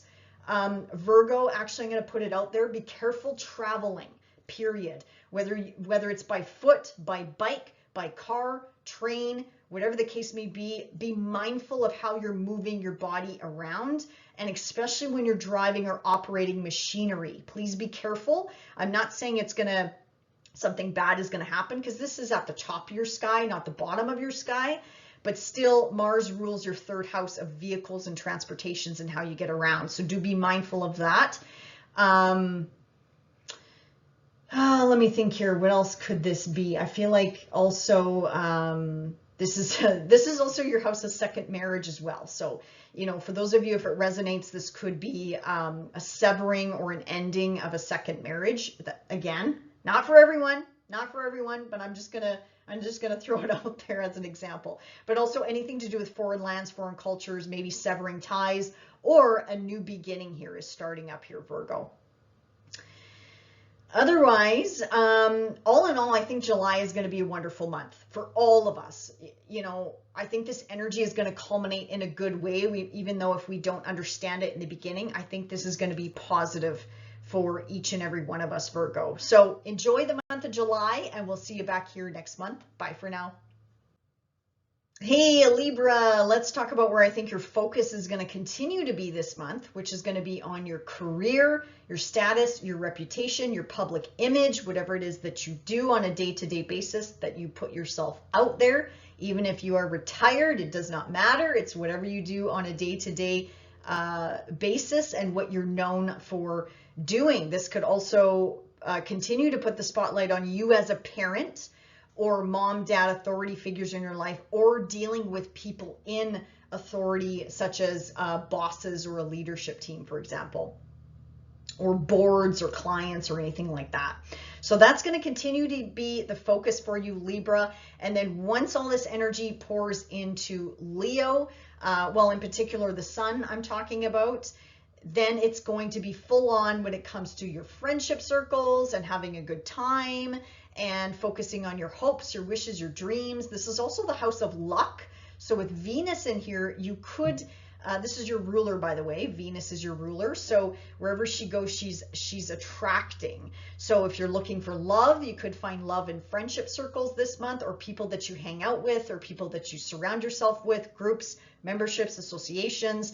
But this is also kind of a lucky house as well. So if you feel lucky and you feel like buying that lottery ticket, absolutely, you know, why not? Especially if you're traveling, Libra. If you are traveling, because I'm also seeing this connection here with Jupiter newly in your 9th house. So if you are traveling, it is a good month to travel. This month is and next month as well. And if you feel called to buy that raffle ticket or lottery ticket, I'd say go for it, because you also have Jupiter pouring blessings and opportunities into Venus, Mercury, and the Sun this month as well.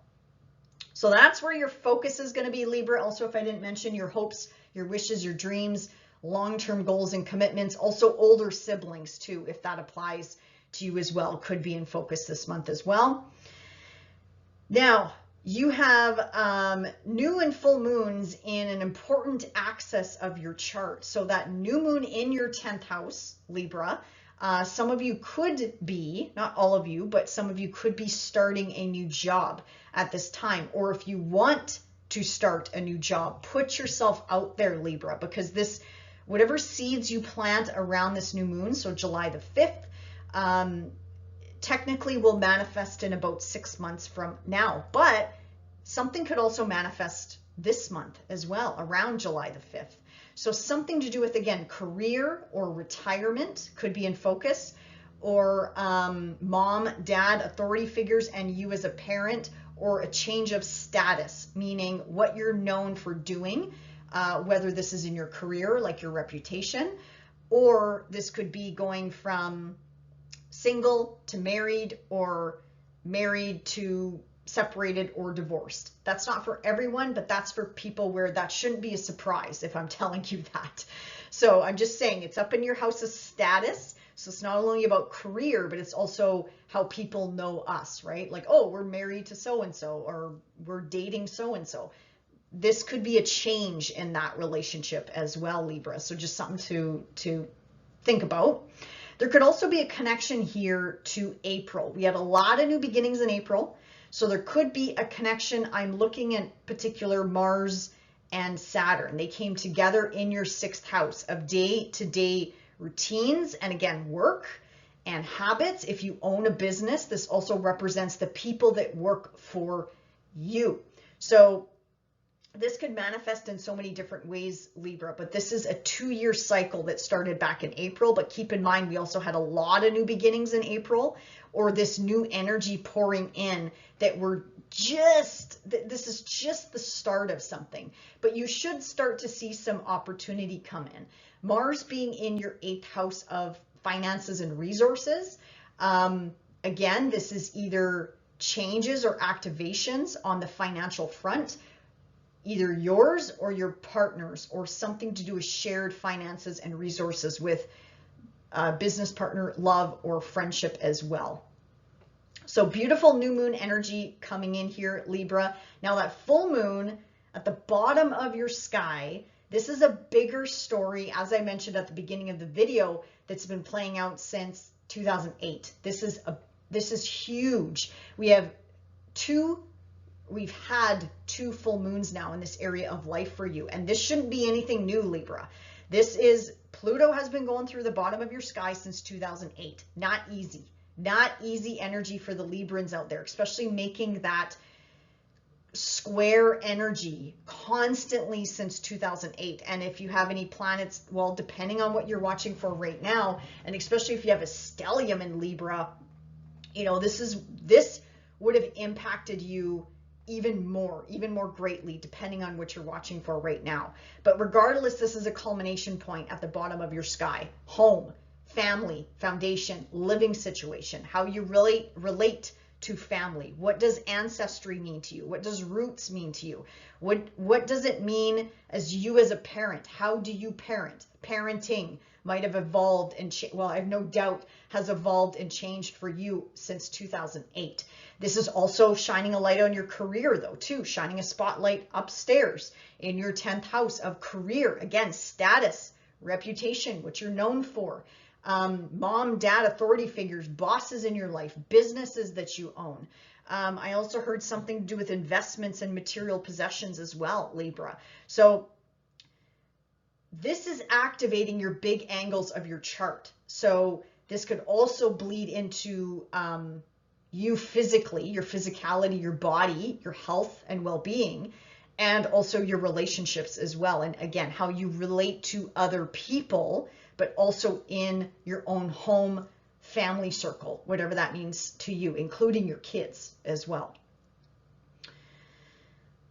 So all in all, this full moon is well supported by, let me see here, Mars, Uranus, and Neptune, which I love because Neptune is also helping you dissolve something here when it comes to home, family, foundation, and possibly something on the work front too. Whether you own a business or not, something, you know, is definitely changing here. With Saturn here, Neptune here, you had this new beginning with Mars and Saturn coming together here.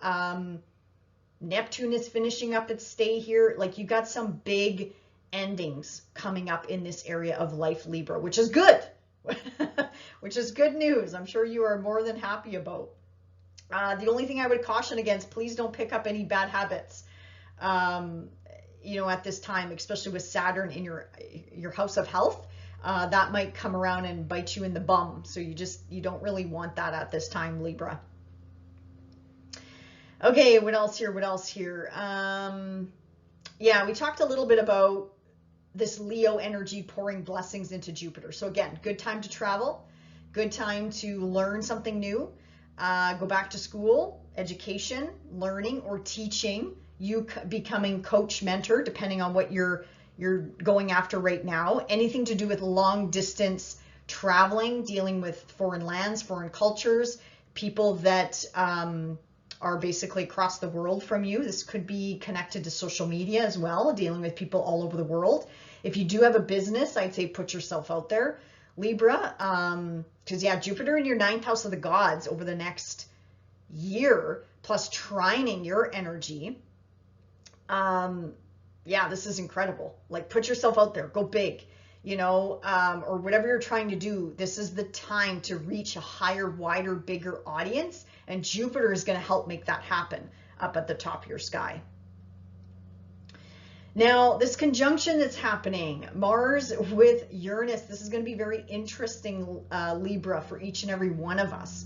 So Mars coming together with Uranus, first of all, that's a new beginning. This happens every 2 years, so it's not unusual. But I mean, 2 years is 2 years, right? As Mars cruises around the zodiac. So this is a financial house for you, Libra. So this could be something to do with either severing ties with a partner. Again, whatever that means, business, love, or friendship. This could be money coming to you from a partner or an ex-partner, whether that's in business or love or a friend. This could be money and resources coming your way in a good way. Or this is a new beginning. For some Librans out there, this might be, you got to just sever ties. You got to cut ties and just take your losses. You know, it is what it is. But for some of you, I'm seeing this as money is coming your way, you know, which is a good thing. This could be a battle, something that you've been dealing with for quite some time. And finally something comes through and you're like, oh, thank God, you know, maybe it's a mortgage, a debt, a loan, taxes, something to do with that. So Libra, I can see this energy going either way. It's going to manifest for each and every one of us a little bit differently. But regardless, this is an ending and or a new beginning. And this is either going to be something you initiate or somebody else initiates. This could have something to do with a partner because Mars rules your 7th house of partnerships. So again, severing of assets. Again, I talked about change of status, going from single to married, or married to single. So you got to sever and separate those assets, or maybe you're moving in with someone. Maybe you're conjoining assets at this time. So just again, as you can see, the energy could go either way. Mars also rules your 2nd house of income. So I have no doubt this has something to do with money, resources, finances, or material possessions or work, because your 2nd house also has to do with work, your talents, your skills, your abilities. But whatever this is, Libra, this could also be like the final straw is pulled and you're like, you know what, I'm out of here. I'm tired of this. I'm done. If this is a job or this is a relationship or whatever the case may be, you're kind of like, I'm fed up. I'm done. You know, I can also see for some of you, this could be cutting off a child financially. Okay. Maybe you've been giving and giving and giving and giving, and finally it's like, you know what? They're old enough to get a job. They're old enough to stand on their own 2 feet. So maybe it's time to kind of rein in the financial reins, or this could be a new beginning when it comes to something like that. So you see how two sides of the coin could play out here, because Mars is a double-edged sword, Libra. Otherwise, July is still going to be a good month. I still think this is positive, whatever this is, even if it's bittersweet or whatever the case may be. I still think this is good. They're showing me this is good energy that's coming in for each and every one of us. We have to let go of the old in order to welcome in something new in our lives. And you, Libra, it's all about purging. You got that South Node still in your sign. It's all about purge, purge, purge. Whatever you're watching for right now, if it's your sun, something to do with your career has to go. Something to do with whatever it is that you do on a day-to-day has to go and change. If it's your ascendant, it really could be any area of life you got to get rid of. It could be anything to do with your physical body, your health, to a relationship. If it's your moon, it's something to do with home, family, foundation, living situation, family, mom, dad. Well, more so mom, but I mean, it could be father figures as well, or you as a mother or a father as well. Something has to be released so you can evolve and change for your own good, Libra. So regardless, I think this is really good energy coming in. So enjoy the month of July, and we'll see you back here next month. Bye for now. Hey, Scorpio, let's talk about where I think your focus is going to continue to be this month is on 9th house matters. So this could be anything to do with foreign lands, foreign cultures, dealing with people from all over the world or across the globe, whatever the case may be.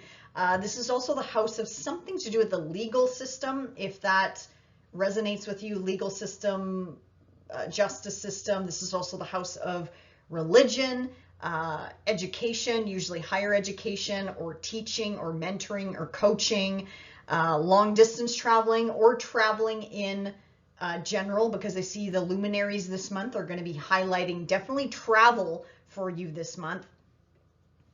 This is also the house of pushing yourself outside of your comfort zone. And the sun moving through Cancer also lights you up as well, Scorpio, because it's making a really nice flowing, harmonious trine into your Scorpio energies. Now, once the sun and Venus and Mercury shift into Leo, which technically starts on July the 2nd with Mercury hopping into Leo, this is going to put a bunch of energy into your 10th house of career, of work, whatever it is that you do on a day-to-day basis. Even if you're retired, it does not matter. It's what are you known for? What do you do to put yourself out there? Do you watch the grandkids? Do you volunteer? Do you, I don't know, deliver papers? Things like that. It's whatever you do that you put yourself out there and that you're known for. So work is definitely going to be in the spotlight for you, Scorpio, starting middle of the month-ish. But with Venus in here and Mercury in here, I love it because Venus attracts. So if you're looking for new work, Scorpio, I would say put yourself out there and start applying. It's not going to apply for everyone, but Venus in here, she could bring you a promotion. But again, you got to apply for it because Leo energy is squaring your energy, Scorpio. So that tells me you got to go after it. It's not going to just fall in your lap. Hey, it might. You tell me it might. But usually with squares, we have to act. We have to initiate something, Scorpio. So if you want to go after a job, a higher paying job, or bonus, or ask for a promotion, once Venus hops in here on July the 11th, I would say now is the time, or around that time is the time to do it. But keep in mind, you got this energy for a good 3 to 4 weeks. So you don't have to do it like on that day, but now is the time to go after whatever it is that you want with regards to career. And with your ruling planet Mars moving into Gemini this month, again, that's a financial house. So it's going to amp up going after what it is that you want. I also just heard for you something to do with financial partnership as well. Like if you're trying to go after a specific client or business partnership, yes. Yes, yes, yes. Now is the time, the month to go after that, Scorpio, because I think you're going to be quite successful. New moon in Cancer this month, lighting up again that 9th house at the top of your sky. So plant those seeds of intention, whether again, it's an educational pursuit or something to do with long distance travel or spirituality or religion, or again, you becoming a coach, a mentor, or dealing with people from all over the globe. If you own a business, again, put yourself out there. This is the new moon to do it around July the 5th. Plant those seeds of intention. Something should manifest 6 months from now, Scorpio, when we have that full moon in Cancer. This new moon is also well supported by Mars and Saturn. There could be some sort of breadcrumb or some sort of opportunity that is coming in of something that you started back in April. Something could start manifesting. This isn't a culmination point, but this is a storyline that's going to continue to evolve between Mars, your ruler, and Saturn that conjoined back in April. And again, maybe something to do with, again, a hobby, a side hustle, a passion project, something to do with your kids, pregnancy, starting a family, romance, dating, pleasure, having fun, bringing the joy back in your life, Scorpio. Who doesn't want more of that? So anyway, there could be a connection here, absolutely, and something to do with a partnership. Again, love, business, friendship, or contracts, agreements, negotiations, something coming to fruition here this month. And if it doesn't, don't worry. This is a long-standing story, Scorpio, but you might see some small highlights this month, or small manifestations or breadcrumbs taking place. Okay, let's see here. Now the full moon at the bottom of your sky there in your 3rd house. So this is a very busy house, again, highlighting travel, anything to do with transportation, or however it is that you get around, walking, biking, taking the train, whatever the case may be. This is also putting a spotlight on your local community, neighbors, neighborhood, siblings, cousins, extended family members. Maybe you have people that are coming from out of town or coming from a great distance to see you, something along those lines. Now, there is a connection here to a longer, bigger story with Pluto being in this house since 2008. Now, I know that's quite dated because Pluto has been here since 2008, but there's a reason why we had 2 back-to-back full moons in this area of life, Scorpio. This is an exclamation mark. This is a bigger finale. This is a bigger ending.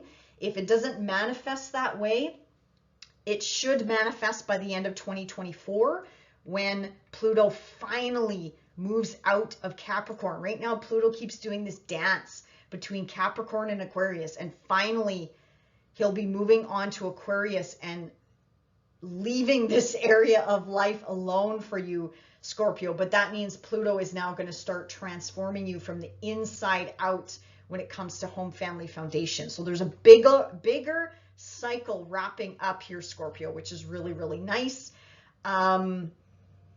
Also, if you have anything around 29 degrees of Scorpio, you will feel this new moon the most, and there'll be more, I think you'll notice more opportunity also coming in around this full moon as well, which is nice. It's also well supported by Mars, by Uranus, by Neptune, helping you dissolve and end something in this 3rd house once and for all, like moving on to a new area of life of focus for you, basically, Scorpio, and for all of us for that matter.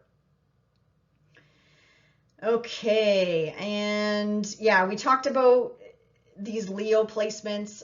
One thing I think I forgot to mention was the positive energy that they're going to pour into Jupiter. So again, if this is also going to bring luck into your 10th house of career. So I mentioned it earlier, going after a raise, a bonus, a new job. Jupiter is going to help you with that, because Jupiter in the 8th house is going to expand your material possessions, or Jupiter here is actually going to bring you benefits from a partner, whether it's a business partner, a love relationship, or a friendship. And again, highlighting new work opportunity or expanding on your skills, your talents, your abilities, so you can apply for that higher paying job or start earning more income, or just knowing your worth. Scorpio could just come down to that, just knowing your worth and saying, you know what, I deserve this. I've been getting paid this wage for X amount of years. Let's go. Like, otherwise I'm out of here. You know, like give them, I hate to say that, but sometimes you got to give employers an ultimatum. It's like, because otherwise, if you were a new person walking in the door, what would they be paying you then? Right? So maybe it's time to aim a little bit higher, Scorpio, and know your worth. You are worth it. So start, you know, maybe doing those positive affirmations in your mind. Now, that's not for everyone. I'm just giving you examples of how this could manifest, but definitely benefits coming in from other folks over the next year. But this Leo energy is really activating this Jupiter energy newly in your 8th house, Scorpio. So I love this for you this month. Now, the last thing I want to talk about is this Mars, your planet, your ruler, coming together with Uranus in your 7th house of partnerships. Scorpio, this could manifest in a whole bunch of different ways. Again, general reading, take what resonates, leave the rest. Since this is your ruler, you could be initiating this change, sudden change. Like you've had enough. The straw's been pulled, or whatever that saying is, the final straw that breaks the camel's back. I don't really like saying that, but anyway, my point is you've had enough of something, whether this is a partnership in business or in love or in friendship or a contract, agreement, negotiation, again, a job. For some of you, I can see you just quitting, saying, you know what, I'm retiring, I'm out of here, I'm done. Or, you know what, I've had enough of this partnership or whatever the case may be. Let's start the paperwork to split assets because I'm done. Like I can't do this anymore. Because this is your ruler, Scorpio, this technically can impact any area of life. This could also have something to do with home, family, foundation.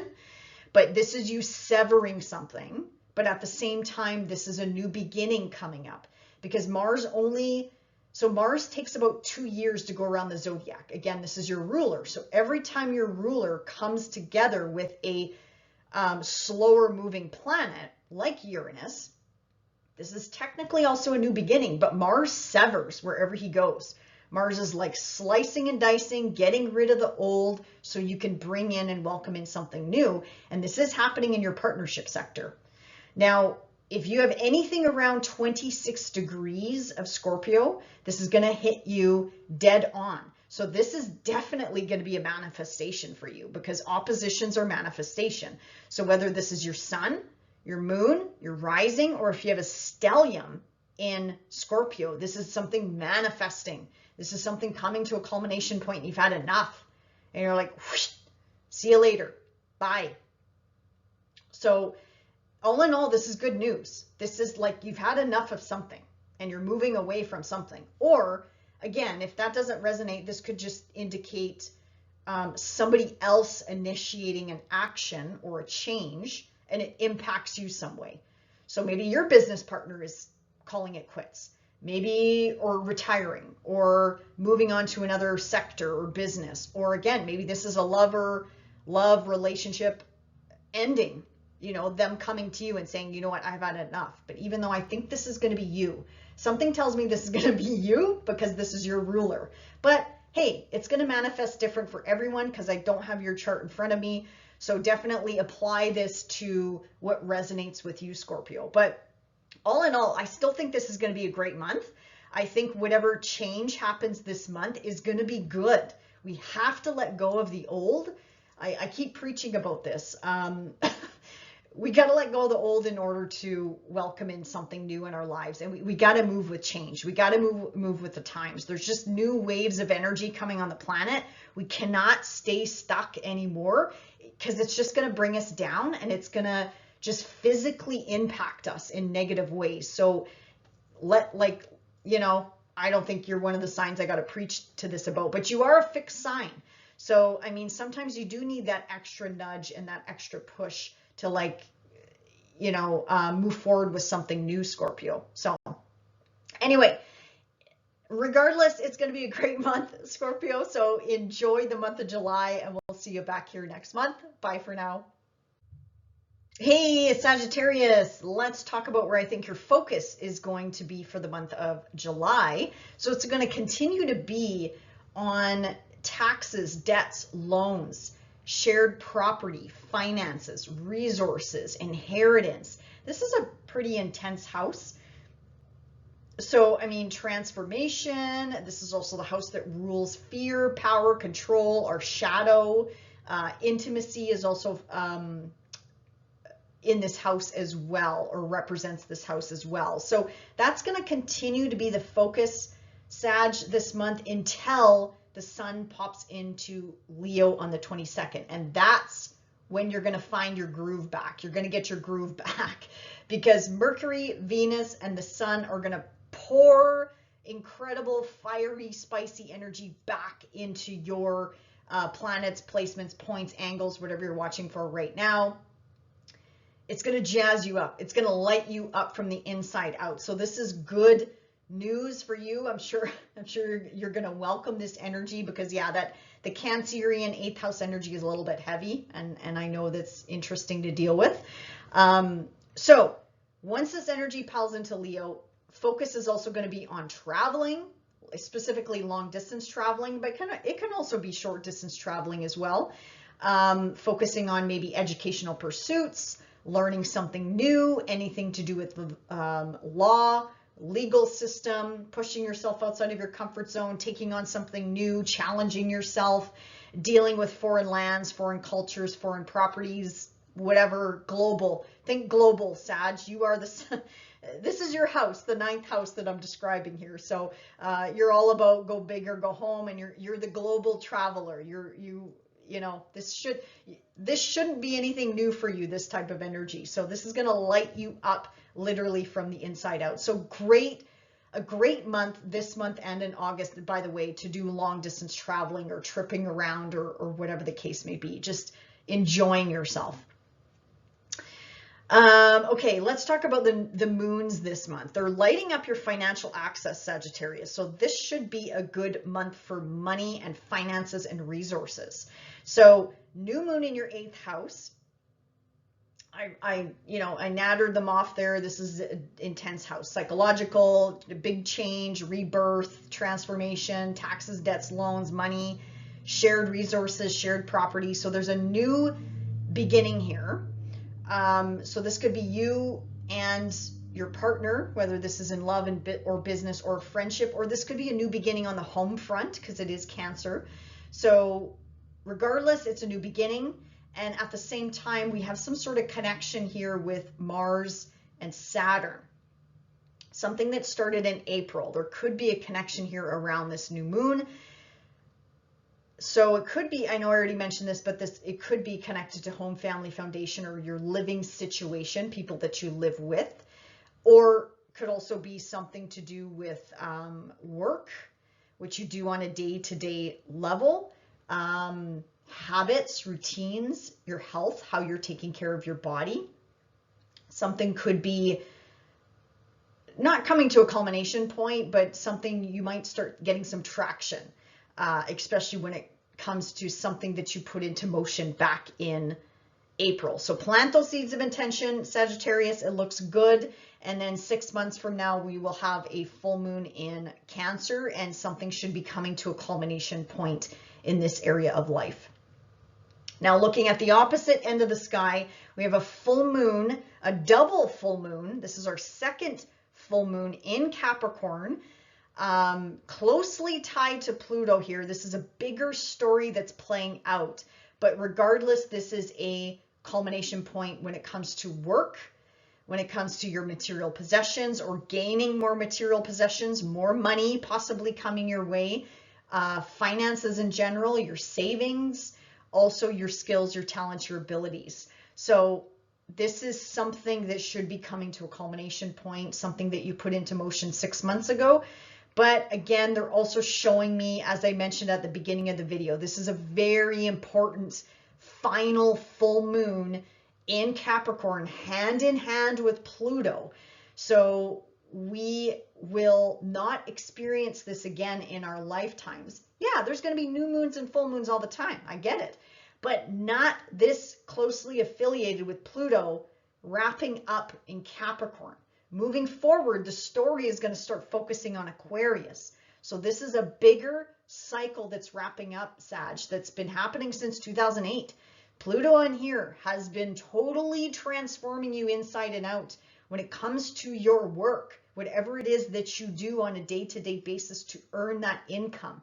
Also your money, your finances, your resources, your savings, material possessions. Also your skills, your talents, your abilities. I have no doubt anything that I rambled off there has transformed and changed, hopefully for the better, Sag, hopefully for the better, since 2008. I get it, ebbs and flows.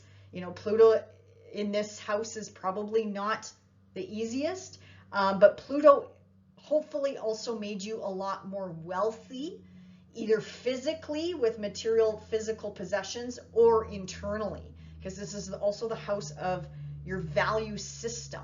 So making you feel more wealthy on the inside. And I know a lot of people probably don't like hearing that, but I mean, when we start building that self-confidence, we're going to attract that to us, which is wealth in itself, Sagittarius. So anyway, bigger life cycles are definitely wrapping up this month. And if that doesn't resonate, definitely a bigger cycle will be wrapping up November, December at the end of the year, when Pluto finally stops dancing between the two signs and finally moves into Aquarius, which is going to be your third house.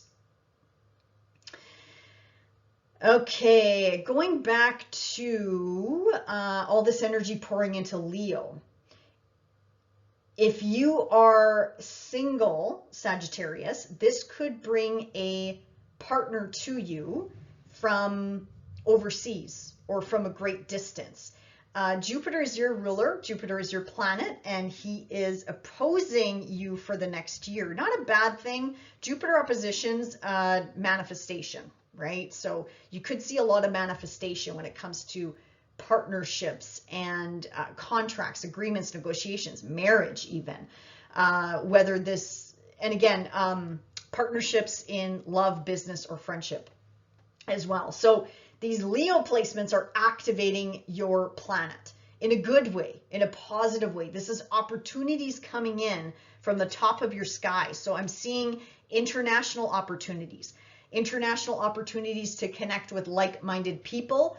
Again, could be love relationships coming in, or business partnerships coming in, or contracts, agreements, negotiations. This could also be, again, something connected to education or educational pursuits, whether you're wrapping up an educational pursuit or starting something new. Whatever the case may be, good news. This is blessings and opportunity, like I said, coming your way, activating your ruler, Sagittarius. So I'd say take advantage of it. It's not automatic energy, so it's whatever you want to take advantage of. It is there for the taking. It depends on how you want to use this energy is what counts. Also, money with Venus in here. Money could be coming in from international sources as well, or money could be coming in from current relationships or new relationships as well. I'm kind of seeing it both ways here, Sag. But all in all, this is the type of blessings and harmonious energy that I was talking about at the beginning of the video that's coming in for each and every one of us between the Leo sign and the Gemini sign where Jupiter is sitting. Okay, so the last thing I want to mention is, Mars coming together with Uranus. This is a sudden breakthrough, a sudden change, a sudden pivot point. Now, this is in your 6th house, Sag. So this is, again, a busy, heavy house. So this could manifest in so many different ways. So I'm going to natter off a few examples here. Take what resonates, leave the rest. Again, this is a general reading. I do not have your chart in front of me.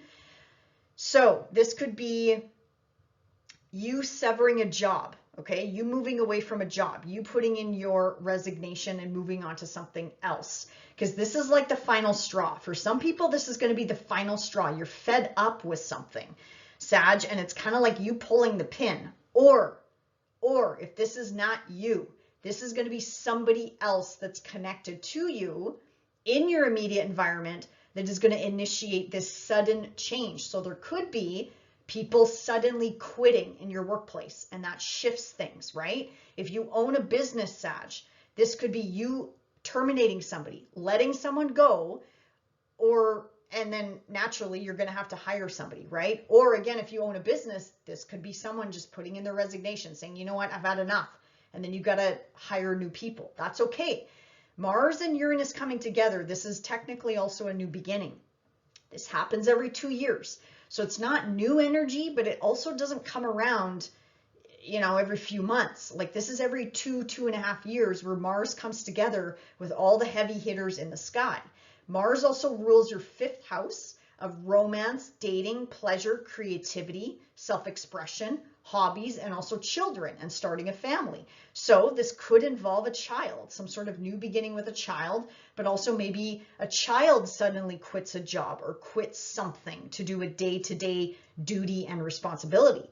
This is also a wonderful energy, Sag, for you quitting a bad habit. Oh my God, if now is the time to stop drinking or smoking or I don't know, donuts or what, pick your poison, Sag.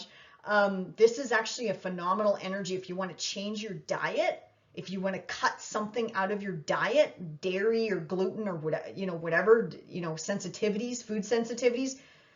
Mars is going to help you sever that and do it quite suddenly. But just stick with it, Sag. Let's just throw it out there, but just stick with it. I do not recommend picking up a bad habit at this time, but I'm more so seeing this as the axe is coming down. Something is being cut away and cut out of your life for the better. I'm looking at this as a positive thing for everybody across the board because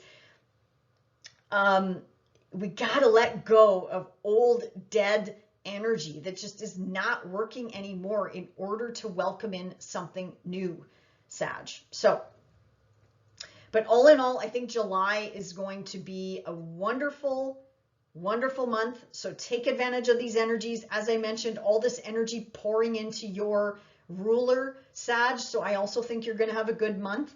And then again, all that Leo energy re-energizing you from the inside out. So enjoy the month of July and we'll see you back here next month. Bye for now. Hey Capricorn, let's talk about where I think your focus is going to continue to be this month. So definitely on partnerships, all walks of life partnerships. So whether this is business, work colleagues, this could also be your current love partnership or marriage or a friendship, anything to do with contracts, agreements, negotiations, signing on the dotted line, and also marriage is highlighted here as well, Capricorn. So that's going to continue to be your focus. Also maybe on home family foundation because it is Cancer after all. So something to do with home, mom, dad, authority figures in your life as well, bosses, things like that. And maybe even you as a parent as well, Capricorn, could continue to be the focus this month. Now, once all this energy slowly but surely pours into Leo, the energy is going to shift into resources and material possessions and investments. This is a heavy house, so focus is going to be on transformation and possibly intimacy and your sexual relationships. Also taxes, debts, loans, the day-to-day mundane stuff for you, Capricorn. So, and again, not a bad thing. With Venus in here, I kind of like this because wherever Venus goes, she attracts, right? So she could attract more, again, this is the house of sex. So, this is great for intimacy, by the way, whether you're in a relationship or not, but you could attract a partner into your life right now. They might be a little bit intense, with the 8th house, we have that intensity to it, but it is Leo, so it's a little bit more, you could attract a very intense, flashy partner, for example, but Leo does lighten up this house for you because the 8th house can be kind of intense and a little bit more transformative and deeper than maybe sometimes that we want to go, Capricorn. So that's going to be the focus this month. So money and partnerships and moving forward with them. And also just, again, if you're going, I don't know, maybe some of you, I just heard something do a separation of assets too. So if you are going through a separation or inheritance or dealing with estate matters, that could also be a focus this month for you as well. Now, the new moon and full moon this month is lighting up you, and it again is putting focus on this relationship sector, Capricorn. So if you do want to call in a new partnership at this time, get clear with the universe. You have a new moon here in Cancer in your 7th house of partnerships. So 14 degrees on July the 5th. Set those new moon intentions of the partner that you wish to attract in at this time. Now, if that doesn't resonate, you could always call in new clients, new partnerships, new friendships, new agreements that you want to attract into your life. Anything like that is a good thing to do. Also, there could be a connection to April, Capricorn, something that you started back in April when Mars and Saturn came together in your 3rd house. So this could have something to do with writing, publishing, anything to do with educational pursuits or transportation or, yeah, I already said travel, right? Travel, transportation. This could also involve something to do with groups or associations or memberships that you hang around with, maybe even something to do with home, family, foundation. Whatever this was that you started back in April, you might start to see some manifestation happen around this new moon, because Saturn and Mars are making a really nice opportunity aspect here. So it's kind of like taking something to the next step, Capricorn. It's not a culmination point, but it's something that's you're starting to slowly but surely see manifest. For those of you, something to do with writing and publishing, that's all I keep hearing for you. So again, that must resonate with someone, because I just keep hearing something to do with writing and publishing and something to do with paper as well. Saturn is also your ruler, Capricorn, as well. So this technically could touch any area of life, could also have something to do with work, or again, something to do with a side hustle or putting yourself out there, trying to be seen or something, they're showing me. So all in all, really nice luminary this month. Now, we have a full moon, a 2nd full moon in your sign this month, Capricorn. So if you watched the beginning of my video, this is a bigger story that's playing out. This is the last luminary that's going to be intertwined with Capricornian type of energy. And for you, being in the 1st house, whether this is your ascendant, your sun, your moon, or if you're watching for a stellium right now, this is impacting you physically, like on a physical level, but also mentally and spiritually, because we're dealing with Pluto. So this is the finale, Capricorn, of something finalizing in your life. And because it's in your 1st house, it can impact your career. This could be something to do with your career, your business, clients, people that work with you, people that work for you, your relationships, how you relate to other people, or this could even bleed into your home, family, foundation, your place of living as well. Now, this full moon is well supported by Mars and Uranus in your 5th house, which is trining your energy, which I absolutely love. If you have anything around 29 degrees of Capricorn, you're going to feel this the most. But regardless, this is a full moon in your sign, the 2nd one. This is activating you on multiple levels. This is a finale of something that's been taking place since 2008, technically. But think back 6 months. This is when something 6 months ago you did put into motion, and this should be a time where things are coming to a culmination point that's more clear. Last month might have not been so clear around your full moon because Neptune was involved, kind of making it a little bit foggy and not seeing things clearly. But this one should be more crystal clear. And if it's not, that's okay. I would say the finale is going to be when Pluto finally moves out of Capricorn, moving direct into Aquarius, which is going to happen in November. So this is a larger story that's been playing out, Capricorn. But this is such good news. This is such good news for all the Capricorns out there. I still think this is going to be a wonderful full moon. This could, again, have something to do with a relationship or a marriage or a business partnership at this time. Or again, contracts, agreements, negotiations. This could be probably maybe a finish line or a finale. So you could be shifting something in your career at this time as well, Capricorn. Or this could be connected to a child, a hobby, a side hustle, something you're trying to get off the ground, or something to do with starting a family, perhaps, as well, Capricorn. Okay, let's talk about, actually, yeah, speaking of new work, I love all this energy moving into Leo because it's going to activate Jupiter newly in your 6th house of work. If you own a business, this is going to be great for your business. With Venus, Mercury, the Sun activating this Jupiter, helping you expand in this area of life, Capricorn. So this is incredible for work. Whether you own a business or work for someone, this is blessings coming in. This is opportunity coming in. Now, if you own a business, though, it's not going to be automatic. Like, you have to take advantage of this opportunity. Same with if you work for someone or if you apply for that job, ask for more money. Like, you're worth it, Capricorn. With Pluto moving through your 2nd house, by the time he is done with you in your 2nd house, this is 20 years though, your self-worth is, your personal self-worth is going to skyrocket.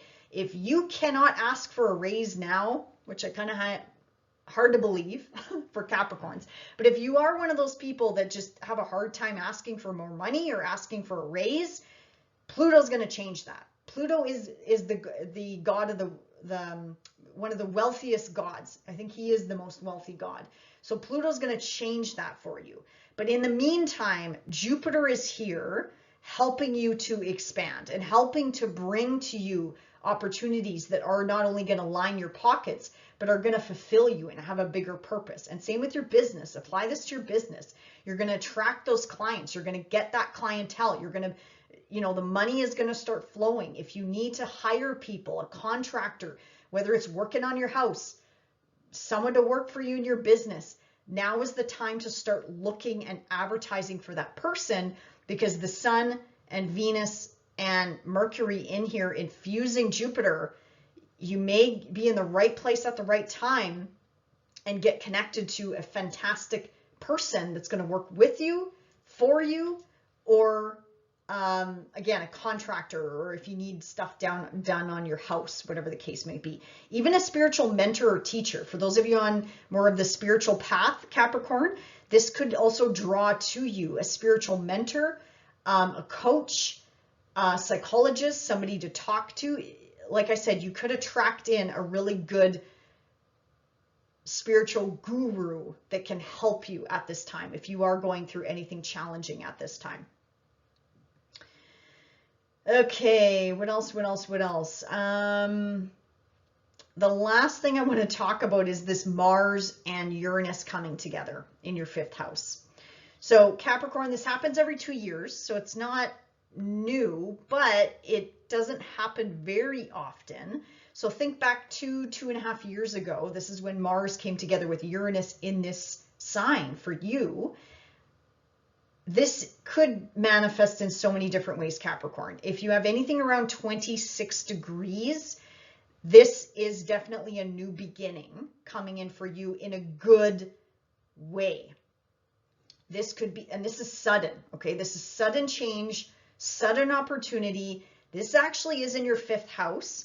So I was going to say, like, luck could find you, but I don't want a whole bunch of people betting the farm and buying lottery tickets, because that was more so Jupiter and Uranus coming together. This is Mars. Mars is a malefic, and Mars severs and cuts wherever he goes. He separates. So, but this is making a trine to your Capricorn placements. For example, if you have Venus at somewhere around 26 degrees of Capricorn, this could be definitely love coming in, like sudden love, a sudden spark coming in, a romantic gesture coming in, and could be money. Could absolutely be money. Now, this could also be a sudden breakthrough with regards to a child, a family member, something to do with a hobby, a creative endeavor, a creative project. Again, think endings and new beginnings when I'm rambling these things off. Because again, I don't know if it's going to be you initiating this, Capricorn, like you severing ties, you're like, I've had enough, I'm out of here, or I'm done with this hobby, I'm going to take on something new. Or this could be somebody else connected to you that's making this change. So if you're single and dating someone, their behavior could change. Suddenly they might come to you and say, you know what, it's not working, but it might be the other way around, and they might profess their love to you or something like that, Capricorn. Like, this is expect the unexpected. It's Uranus, you know, so it's kind of like you don't really know what you're going to get. But the good thing is it's trining your energy, Capricorn. So I think this, regardless, this is going to be positive news, positive in the long run. You might not see it in the beginning because there is a shock factor to this as well. Also, for those of you that have kids, this could be severing, like, I'm thinking finances here. Like, you could be like cutting a kid off and saying, you know what, I'm friggin' paying for all your shit. Sorry, but like, get a job. You're 25 years old or 35 years old. I can see that too, Capricorn. If you're supporting a child or a family member at this time, I can also see you severing something like that. If you're the breadwinner, you might be fed up. You might be like, you know what?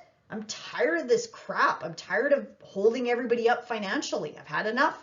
So again, this could be you initiating something, or somebody that you live with, someone in the home, your family, your living situation, or a child as well.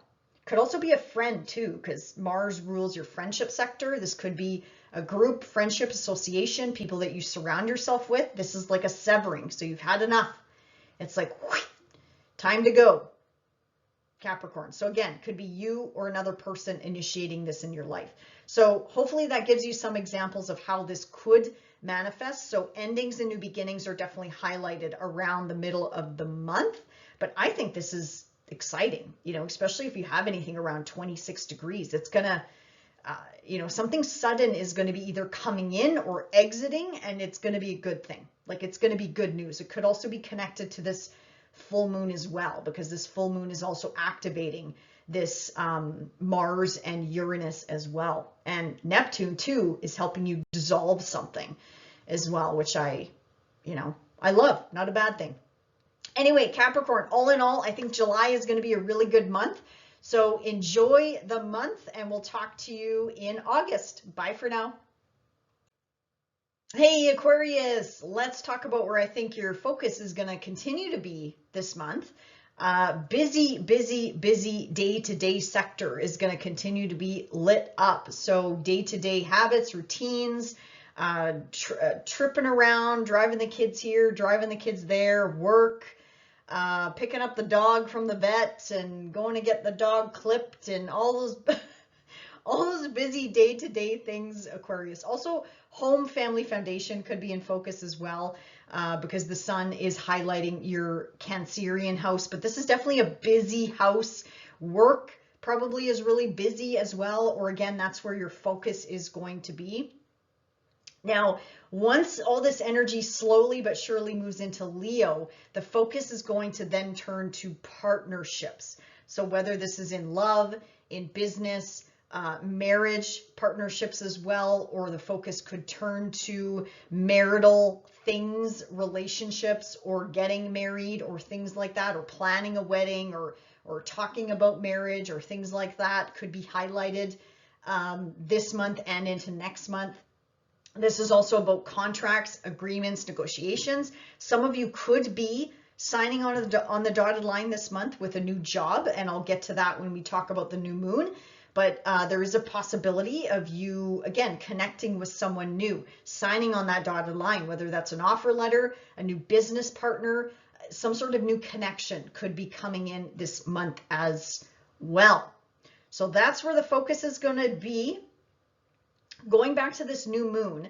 So again, busy new moon for you, Aquarius. So plant those seeds of intention. If you do want to start a new job, if you do want to, I don't know, hire the right people to work for you, if you own a business, actually this is a great time to plant those seeds of intention and tell the universe, okay, I need this person, this person, this person to work for me.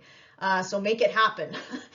They actually could come in around this new moon, but I mean, whatever you initiate around this new moon, so that's July 5th, and in particular 14 degrees, anything you initiate should come to fruition within about 6 months from now, because that's how the lunation cycles work. But all in all, this is a really nice new moon. I also like this for your, not only your work, but your resources and finances and material possessions as well. Also a good new moon, by the way, for your health.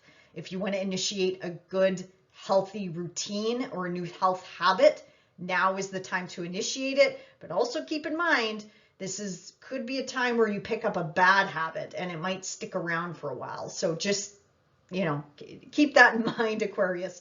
But something you initiated back in April, there could be a connection here between Mars and Saturn, which is your ruler, by the way, who's in your second house, helping you build your material wealth and your material possessions and work, and calling in work that is authentically true to you. And Saturn in here is setting you up for success for the next 30 years. So there is a wonderful connection here coming in from Mars down in your 4th house, a home family foundation. If you do work with homes or work from home, there could be benefits coming in at this time. Also, Mars in the 4th house, I might have said this last month, really good for renovations. So wrap up those renovations, whatever you're doing in the home, because once Mars moves into the 5th house, your Gemini house, you're going to want to play more. You're going to want to play, have a good time, romance, dating, sex, all that fun stuff is going to take priority once Mars pops into your Gemini house. So take advantage of this energy before the 20th of July and wrap up whatever it is that you're trying to do at home. But around this new moon, I love this. There could be some manifestation slowly but surely happening when it comes to your talents, your skills, your abilities maybe paying off.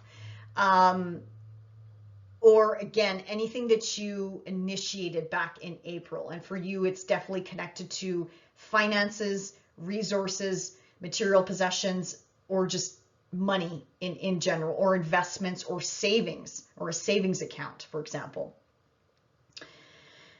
Okay, and then this full moon in your hidden 12th house. This is, if you watch the beginning of my video, Aquarius, this is so important. This is such an important luminary, 2 back-to-back luminaries in your hidden 12th house. Some of you might feel this energy and some of you won't. Things that happen in the 12th house, sometimes we feel it and sometimes we don't. It just depends on your personal birth chart and if this is activating any of your personal planets, placements, points. But regardless, this is a huge story that's wrapping up Aquarius since 2008. You know, and again, this is your hidden 12th house of the unseen, of spirituality, of hidden, anything hidden, skeletons in the closet. This is karma. This is the subconscious mind. This is secrets. This is dreams. This is our intuition. This is deep psychological change, similar to the 8th house, but maybe not as intense. But still, it's the house of the subconscious mind. And Pluto definitely clearing out the cobwebs for you over, I don't know, the last 16 years or so.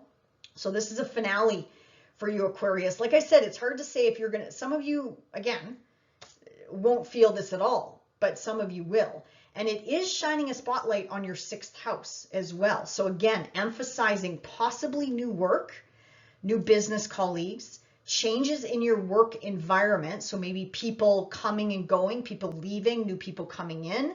Again, if you own a business, this is changes in the people in your business, okay? So, or some sort of change coming in when it comes to your business, or people that work with you or work for you. So whatever this is, Aquarius, this is such a long-standing thing that's been happening for many, many, many, many years. But also, sorry, I just heard this could also be a culmination point for those of you dealing with health, something to do with health, and also something to do with pets and animals, they said. So because again, wherever full moon is, it's like a little spotlight and it shines on the opposite house as well. So this could also be an awakening for you as well, Aquarius. I have no doubt you've had multiple awakenings with Pluto in the 12th house. That's pretty intense. But this is like an exclamation point. This is the finale. Last month, we also had a full moon here, but it wasn't very clear because Neptune was kind of bringing in the fog and confusion.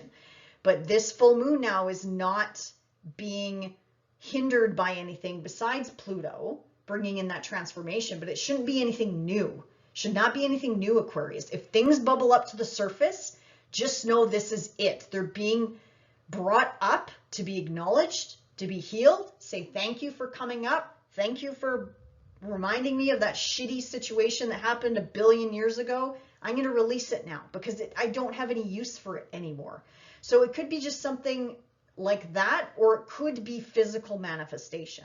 This full moon is really nicely supported by Mars and Uranus down in your 4th house. So there could be a connection here to, again, home, family, foundation, or place of living or moving for some of you.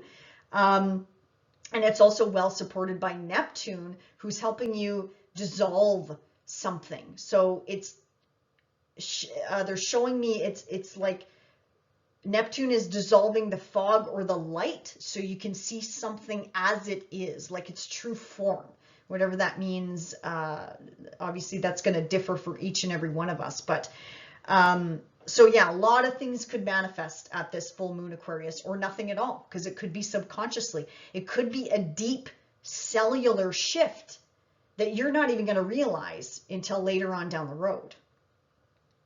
So all in all, incredible energy. I love the luminaries this month. They are absolutely incredible and they are well supported and aspected. Now, let's see here. Speaking of romance and dating and all that fun jazz, Venus in your 7th house can definitely attract a partner your way if you're single and looking. Venus in the 7th house can definitely bring in a partner. But what I love about all these Leo aspects, by the way, we're halfway to your birthday season. Isn't that crazy?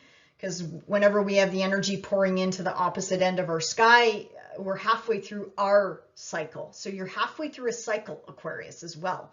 But all these Leo placements are pouring energy down into Jupiter newly in your 5th house. I love that for you. So again, if you are single and looking for a partner, you could definitely attract in a new partner over the next year with Jupiter in here, by the way. But Venus is activating it. Same with Mercury and same with the Sun.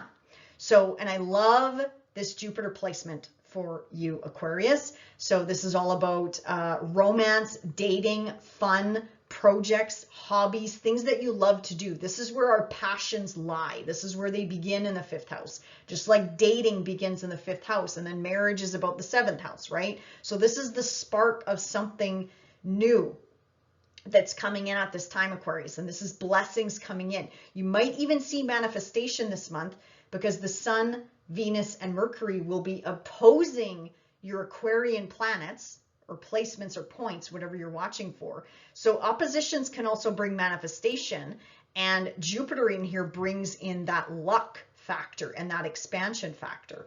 Actually, Jupiter in your 5th house is very lucky as well. So if you feel called to buy that lottery ticket, Aquarius, I would say, but again, this is a whole year. So, I mean, don't rush out and buy a lottery ticket, but I mean, this could be luck coming your way. It could also be very beneficial for your kids too. Jupiter here, if you want to start a family, expand your family, that's a possibility over the next year, but this could also be a really nice transit for your kids as well. Okay, let's see here. What else? I also want to talk about, also watch out for power struggles. So you are also another sign. I'm going to mention this too. I mentioned it at the beginning of the video. So all this energy pouring into your opposite sign, do watch out for power struggles at work, with work colleagues, with bosses, with, I just heard siblings, so I'm going to throw it out there. Sure, siblings, any sort of relationship. So love, business, work, friendships. And then I heard siblings for you in particular. So I'll put it out there. But yeah, just watch out for that kind of energy. You should be able to spot it pretty obviously because Pluto is retrograde. So we'll be able to spot that kind of behavior a little bit more quick, especially with Pluto going backwards, because I feel like we're more aware of like if someone's gaslighting us or someone's trying to like pull the wool over our eyes or whatever you want to call that. So just again, something to be mindful of, or there could be power struggles with money or material possessions or resources at this time as well. So just again, nothing crazy, just something to keep in mind. Mars coming together with Uranus at the bottom of your sky, Aquarius. This is really interesting. This could play out in multiple different ways. For you in particular, this could be severing of a living situation. This could be, and this is sudden, this is abrupt. If your IC is anywhere around, if your home line is anywhere around 26 degrees, this is definitely going to impact your home, your living situation, and it might even bleed up into your career. This could also have something to do with endings or new beginnings for a parent, mom, dad, authority figures in your life. Maybe a boss suddenly leaves the workplace, or somebody could also suddenly leave the home. So just something to keep in mind. This is not a doom and gloom transit. This happens every 2 years, you guys. So it's nothing like crazy new. But the last time Mars and Uranus came together, they were obviously at a different degree point. So if you have anything around 26 degrees of Aquarius, you're really going to feel this, okay? This is a square. So this is going to make you the initiator. And this is you bringing down the sword and cutting ties with something or someone. Home, family, living situation, siblings, extended family members, relatives, something to do with career, work, a child.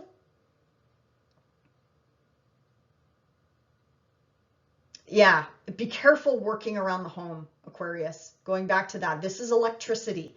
So be careful if you're playing with electricity or changing out electrical outlets or lights or anything like that. They just showed me that. So just please be careful. Be careful with fire too.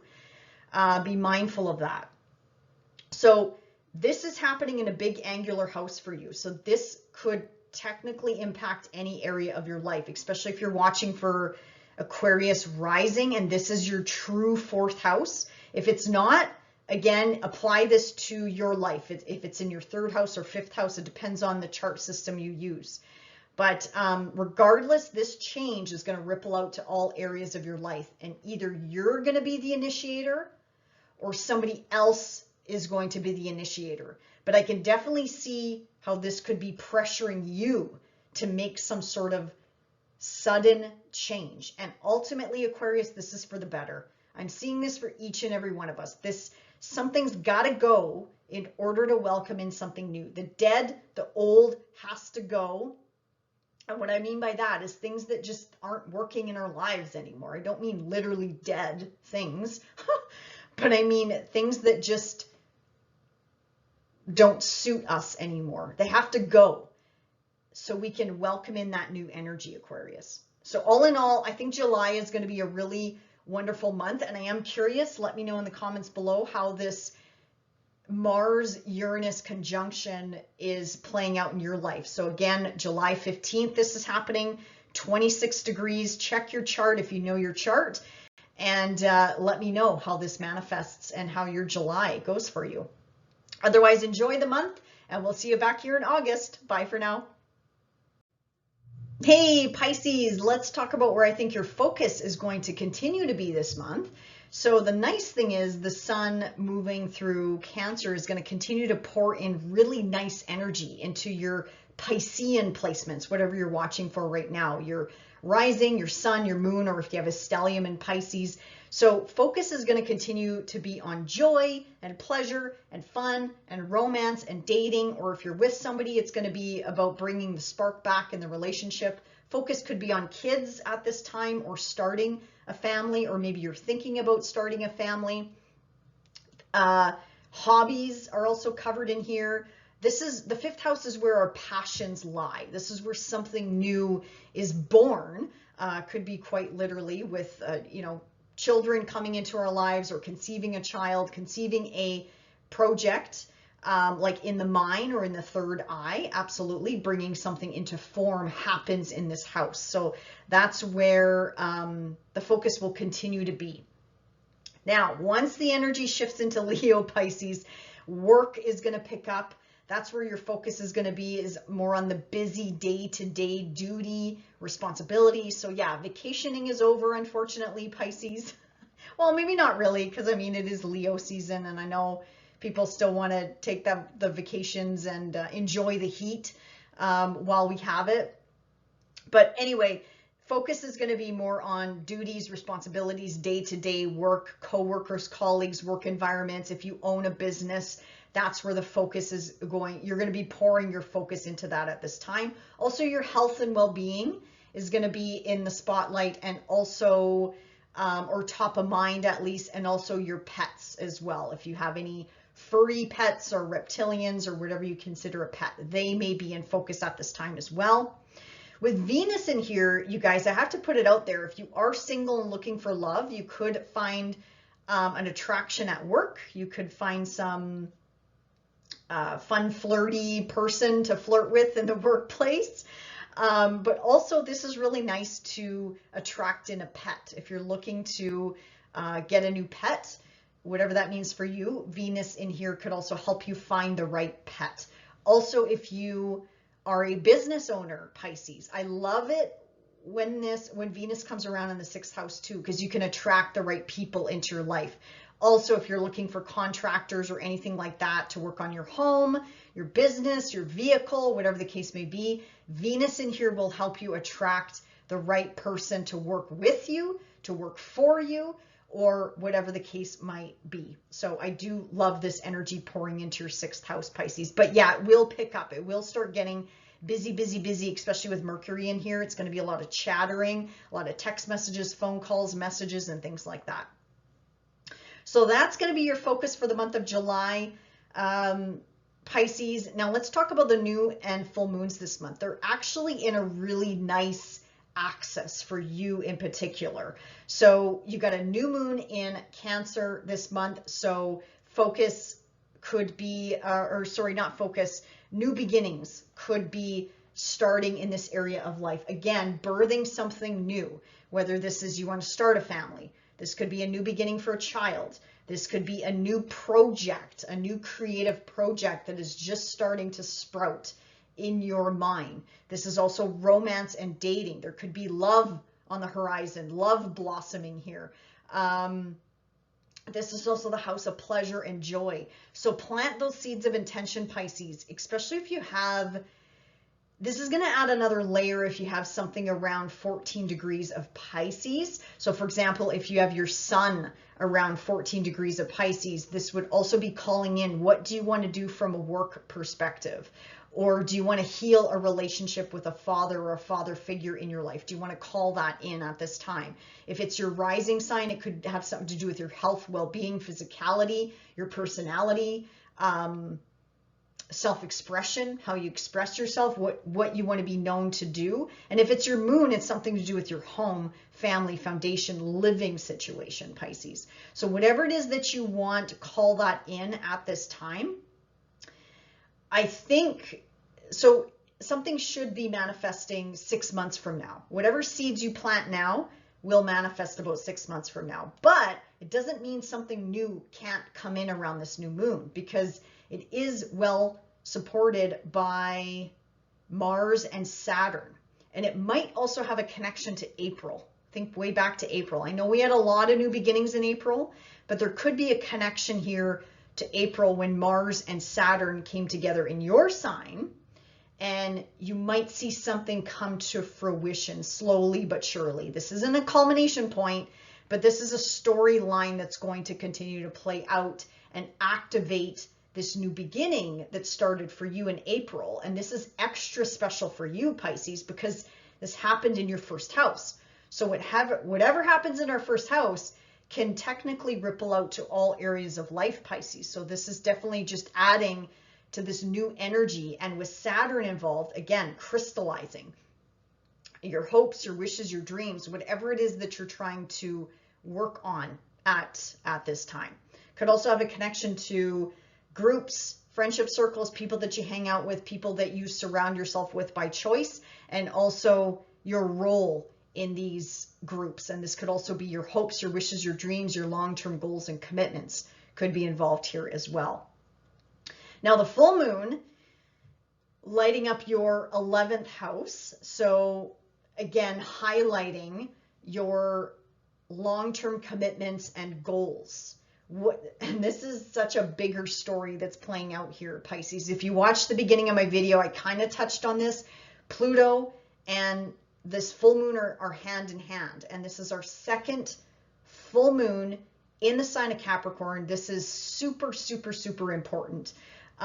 This is a bigger story that's been playing out since 2008. And I know that's a huge frame of time, but the universe is saying, hey, here's the exclamation mark in this 11th area of house for you, Pisces, where Pluto has been transiting since 2008. So the universe is trying to draw our attention to endings and new beginnings here, because the other full moon, I believe, was at the beginning of the sign. Now this one is at the end of the sign, the finale. Something should be coming to a culmination point here in at least this area of life, or it might also have something to do with, let's see here. Well, your physicality might have something to do with your body, your health, your well-being, something to do with third house. So maybe something to do with social media, technology, traveling, how you get around, because Mars and Uranus is supporting this as well. And Neptune in your sign, which is very strong in your sign, is helping dissolve something here, helping you dissolve something, helping you see something a little bit more clear. The full moon last month was not very clear. Neptune was kind of clouding that full moon, but now I feel like Neptune is finally stripping that away, helping to strip that away so we can see something for what it truly is. So, and again, for you, Pisces, this is lighting up and could also be something to do with family, children, a creative project that you're trying to bring to fruition. Or for some of you, I feel like you're just starting something, like something's just starting to percolate in you now. As Pluto moves into your 12th house and cleans out the closet and the skeletons and your karma and subconscious over the next 20 years.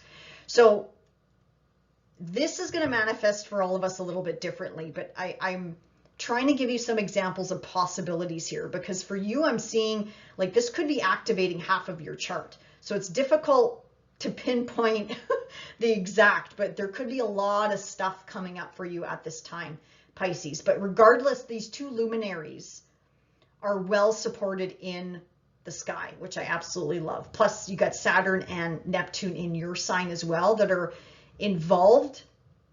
So I love this. And they're retrograde, which is good, which is good news, especially for you, because now you can start to see things a little bit more clear.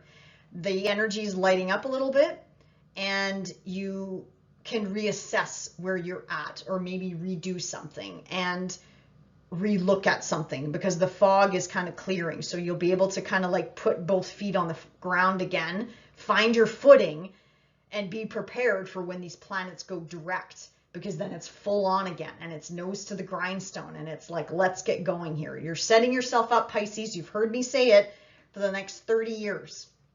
So take advantage of this time, work hard. I know nobody wants to hear that, especially you, I know, but you are at just the beginning of something huge starting in your life, Pisces. So I love this energy for you. Okay. Let's see here. What else? All these Leo placements that are pouring into your 6th house. Do watch out for power struggles as well this month. There could be power struggles, something to do with work, day-to-day work, duty, responsibility. Whether you own a business or work for somebody else, there might be some power struggles off and on this month. So just be mindful of that. Or tension regarding finances or love partnerships. So just be mindful of that energy. But this Leo energy is activating Jupiter newly in your 4th house. So I do like this energy. It's bringing an opportunity. Again, something connected to work, something connected to resources, finances, might also have something to do with educational pursuits, learning, training, upgrading. Even for those of you looking to purchase a new home or property or anything like that, renovations with Mars moving in here, my God, you're going to want to renovate. You're going to want to change up your living situation. So the Sun, Venus, Mercury should be bringing in blessings, activating that Jupiter in your 4th house of something to do with opportunity coming in. Again, maybe working from home or benefits coming in from mom, dad, authority figures in your life. Even you as a parent could be expanding, could be changing at this time as well. We talked about that. Could be, I mean, this is not necessarily a pregnancy trigger, but something to do with family, home, living situation, expanding the nest, whatever that means for you, Pisces. Now, the last thing I want to mention here is this conjunction with Mars and Uranus in your 3rd house. So this is breaking free of something. This is like you've had enough and you're pulling the pin, Pisces. You're ending something. Now, keep in mind this energy could manifest in so many different ways. And I don't have your chart in front of me, so I can't see if this is activating anything. If you have anything around 26 degrees of Pisces, this is again more opportunity coming in regarding 3rd house stuff. So publishing, writing, education, upgrading, transportation. Be careful moving around, actually, Pisces. With Mars that rules metal coming together with Uranus, watch out for accidents and bumps and bruises and moving around. Your language could be really sharp too, with Pluto moving through the Mars moving through the 3rd house. Our speech, you know, you're probably noticing direct, straight to the point. Your tongue could be a little bit more sharper, if you know what I mean. But watch around the middle of the month. Be careful driving. Watch out for road rage and stuff. Be like, I'm just going to put it out there because this energy is quite sudden. It could come in like a lightning bolt, not literally, but you know what I mean? It's like an epiphany. It's like an awakening. Something coming in fast, something either ending really quickly or beginning really quickly. Mars does rule your financial house, also rules your work. So again, maybe you're quitting a job suddenly. Maybe something to do with financial resources are coming in or going out.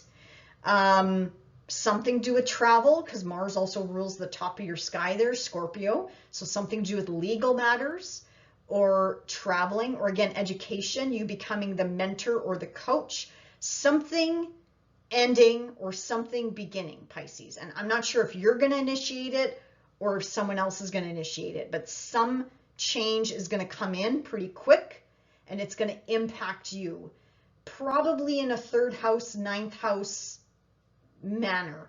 But whatever it is, it's going to be quite sudden. Regardless, I think this is good, because if you have anything around 26 degrees, this is, again, an opportunity coming in for you. Maybe an opportunity, again, to end something, to let something go, to get rid of something. And so you can welcome in something new. Think back 2.5 years ago. That's when we last had this conjunction. Mars takes 2 years to go around the zodiac. So every couple years, he's going to be conjuncting these slow, heavy hitters like Uranus. It's just that it would have been at an earlier degree of Taurus. So double check your chart.